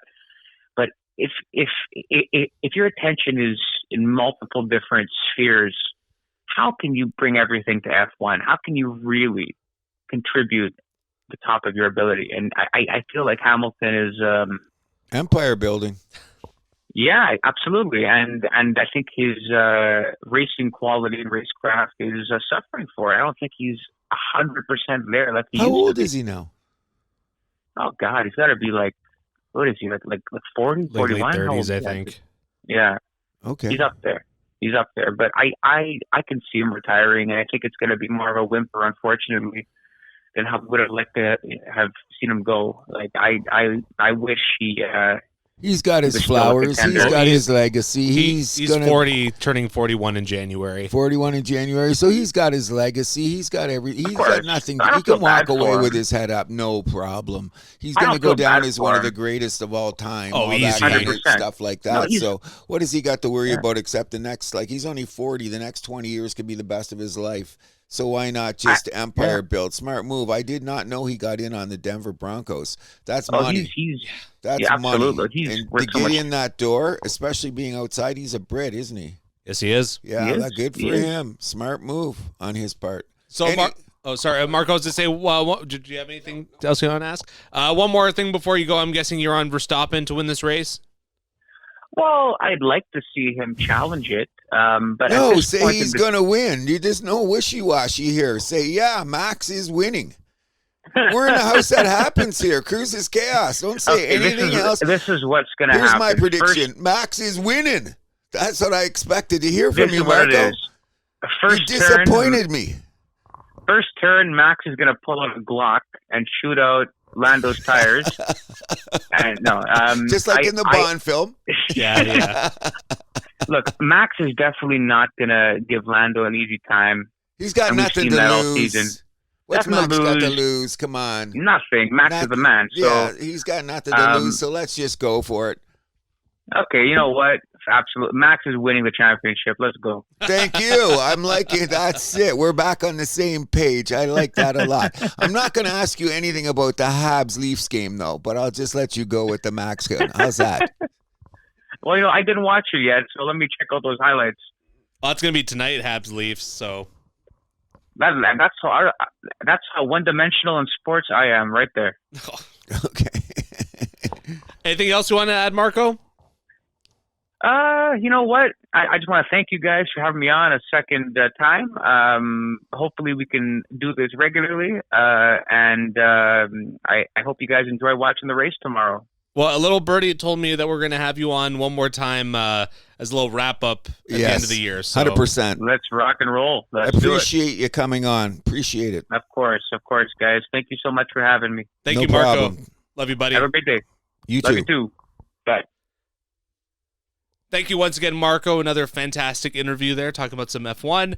We'll move this on to Major League Baseball. No big Blue Jays news as of yet, but Naylor, the Canadian, signing back with Seattle on a 5-year deal. Really a no-brainer call for the Mariners. Okay, so my theory is this. Have you heard my little rant about people paying attention in the city? if everyone is so excited about the season that was the Blue Jays, which we are, and as I told you, hey, Paul Semenuk, we had a little shout out. We agreed it was about a 72-hour sting. We estimated how long did it last. I would say it was about a 72-hour sting. But that's not the point. What I'm getting at here is we want to keep the attention on the Blue Jays during the offseason so all you bandwagoners will know what to do when spring comes. Okay. Is that a good way of putting it? Well, you got to focus in negative like that. I'm not saying it's a negative. I just want I want the energy in this city to be the same for the Blue Jays when the season gets started, just like it is every year for the goddamn freaking Maple Leafs, if you know what I'm saying. No disrespect to the Leafs. Or is it? No, that was disrespect. Just own it. Okay, listen. I hope Toronto makes the playoffs just so the city's happy. That's all. But in any event, what I asked you during the week is, just to get attention on here, the winter meetings are, 13 days away? 14 days away? If people don't understand this, it's one of the most pivotal schedules on the calendar in Major League Baseball, okay? So things are going to shake down there and things are going to happen. My take on it is this, and I was asking you about this, what do we target? Pitching. Okay. One starter and a few relievers. Okay, so I'm going to say there's about 12 pitchers out there that everyone's going to be scrapping for, that it's going to make an immediate impact on your bullpen or your rotation. Yeah. So since there's that many out there, and we are Rogers, and at this show, we've now let everyone know we're a big market team. The other day, bro, what's his name? Verducci was talking about it. Toronto-centric. I could not believe this much talk about Toronto. Well, we're kind of coming off the World Series. It should be Toronto-centric. But what he did was he was pointing out the things that we were pointing out. People don't realize he was writing up the Soto deal, the Yamamoto deal, the Ohtani deal, a couple other deals that went down in all the scuttlebutt about Tucker. But what he was saying was this. Toronto, if Rogers decides to go all in, people look out. 4 of these guys should end up in Toronto, no questions asked, because all we have to do is overpay. Sure. Some guys have cities that they want to go to, but some guys are sitting on the fence. For example, if you look back on it, we overpaid Gozman a bit at the time. Sure. Worked out well for us, didn't it? I agree. We overpaid Bassett a bit at the time. Well, I mean, that's how free agency works. Exactly. So we took look at those guys compared to what's available this year. Then we should go Dylan Cease, Managa. Okay, Amanaga's not coming here. I didn't even put him on our list because there's too many rumors of him going to other places. But rumors. Well, we'll get in there for the money, but I think Dylan's... If the Jays give him the money, he'll come here. So then, okay, what if the bids are even for him and the Dodgers again? We know what that game is. I love Well, LA. that's what I'm saying. If the money's here, though, he's going to take it. Okay, so I'm not confident in him. I'm confident that Dylan Cease is one of the guys that we should target. I'm confident, and it might surprise you, the Leaf killer, Michael King. We're going to have to Leaf killer. I mean, Blue Jay killer at time. Sorry. But in any event, he's had a little bit of freaking arm problems, but sometimes earlier in the guy's careers, they work that out to play later down the road. He is only, late 20s? He's going into his prime. I think Michael King is a guy that we should target along with Cease. Now, when we go... Yeah, Cease definitely. 100%. We should just throw the book at him and just get him here because he couldn't care less. He's an East Coast boy, I believe. But he's going to the highest bidder. That's word around the campfire. So let's just be the highest bidder.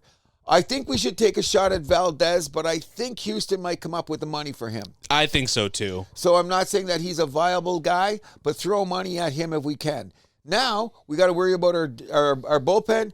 Diaz should be a priority. Yes. Williams should be a priority. Suarez should be a priority. And those are the guys that I'm saying throw all the money at and overpay them. Now, there's going to be other guys on the side you pick up late, like a Hoffman or ever in spring training because they haven't figured out what they were doing. And everyone is saying to me, well, Cruz, what about the roster? Well, what about our roster? Sign Bo? That's number one. Okay, so I believe this. The scuttlebutt is like Tucker's just about landing in Toronto, if you want to believe everything that you're hearing. Okay, we're in the front door with him. So what is this? Addition by subtraction? We take out Bo and we put in frickin' Tucker? Then I'm saying like Tucker's like a backup plan, but I don't even want to go there right now. I want to sign Bo. It's what we've been saying. We don't move him to second base. Move him to second base. Give him his $250 million. Get it over with. We know why the qualifying offer, he turned it down. Everyone got all weird about it.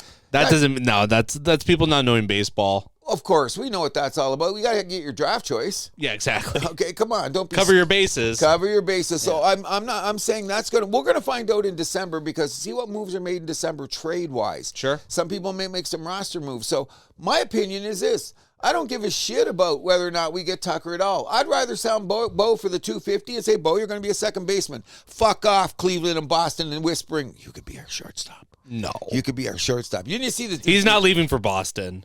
I hope not. No, come on. But they were the first one to blow smoke. And then I heard Cleveland smoke. But all the big guys haven't said anything anyway. No. Philadelphia's apparently got, we'll take a sniff. Okay, so we know all that's out there. But here's my take on the lineup. First of all, we're in a position. Philly's window, I think, might be closing, though. That's it. So we're going to be the next Philly. We're the next Philly now. So except we better win. Except we better win. So what I'm saying is this. Whether or not you get a little bit of regression out of the lineup that we have a bat we didn't use all season called Santander, who's 30-90 in his bat. Mm-hmm. That's realistic, okay? Allegedly, 30 and 90 in there. I'm more confident in him getting 30 than Varsho.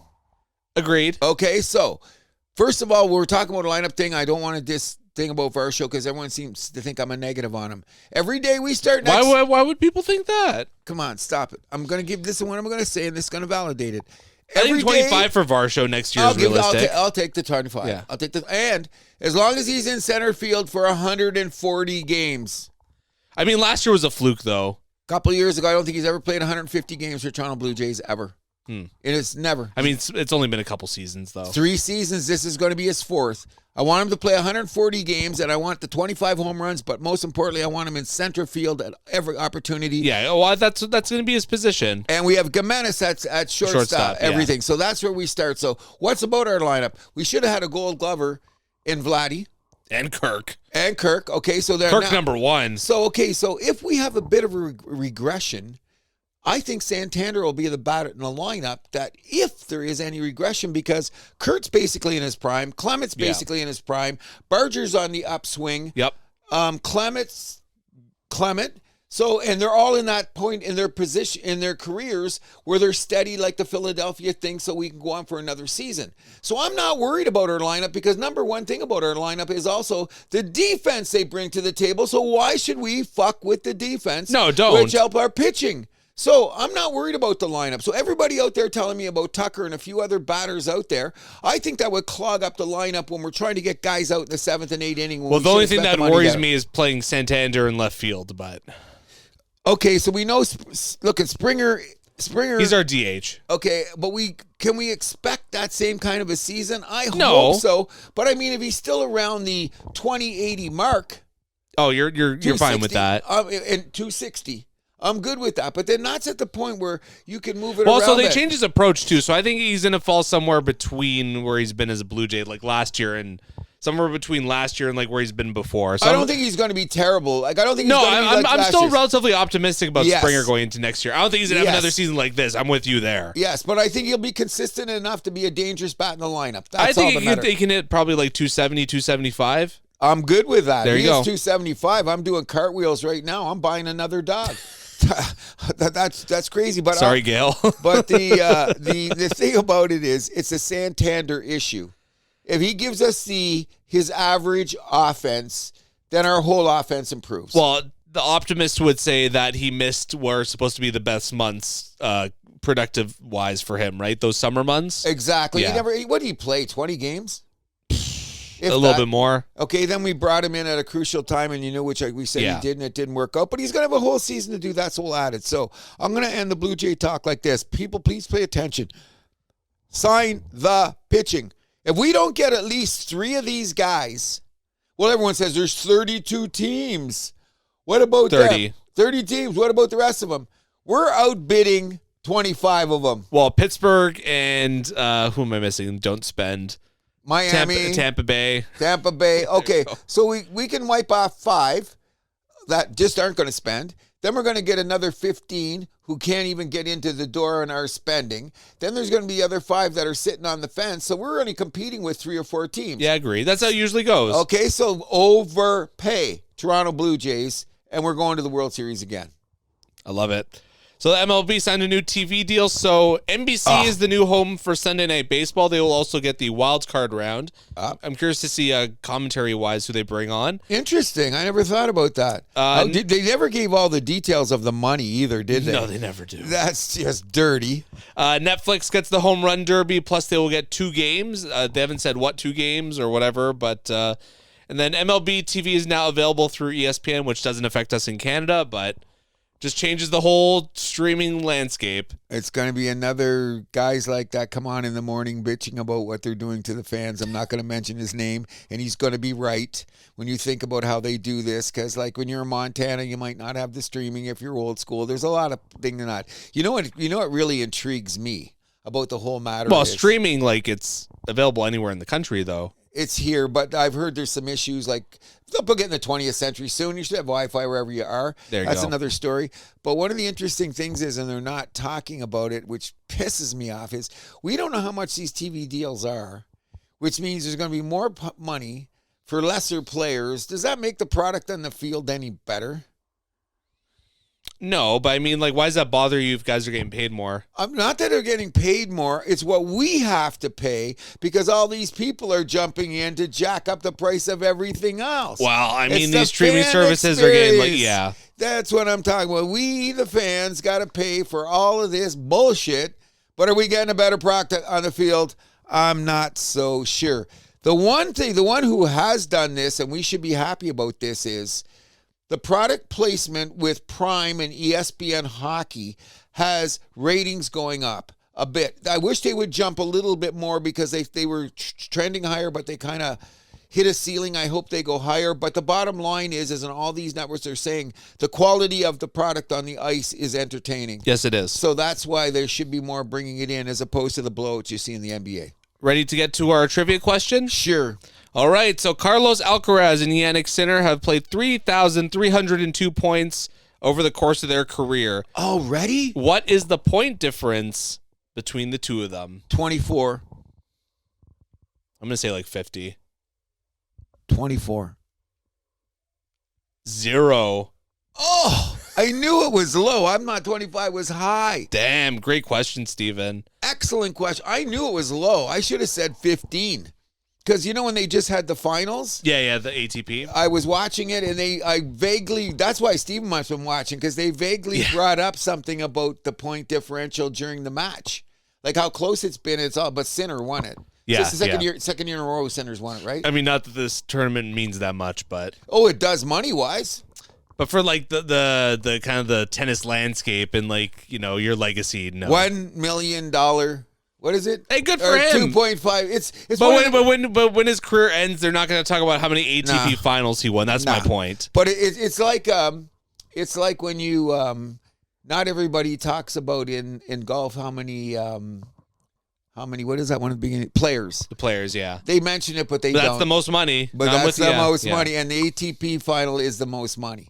That's Fair all enough. I'm getting at. But those guys are going to just be another 2026. The Sinner and Alcaraz show. And you know what? They beat Shelton. They beat our guy Felix. They beat Zverev again. Zverev. These guys look out of it. Fuck, I'm losing it again.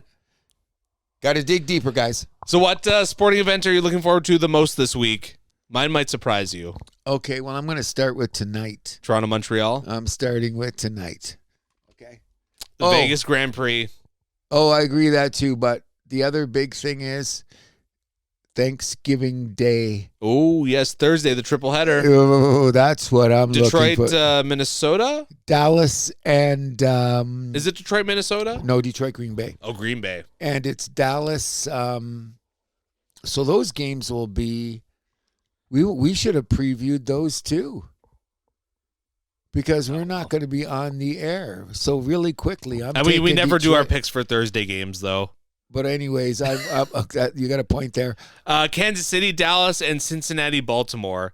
Okay, so I'm taking Baltimore, KC, and Detroit. Could be a little bit of a lackluster Thanksgiving Day. We'll see. But Detroit, Green Bay is going to be a good game to start. My brother was telling me that someone cool is doing the halftime show for the Detroit game. Eminem?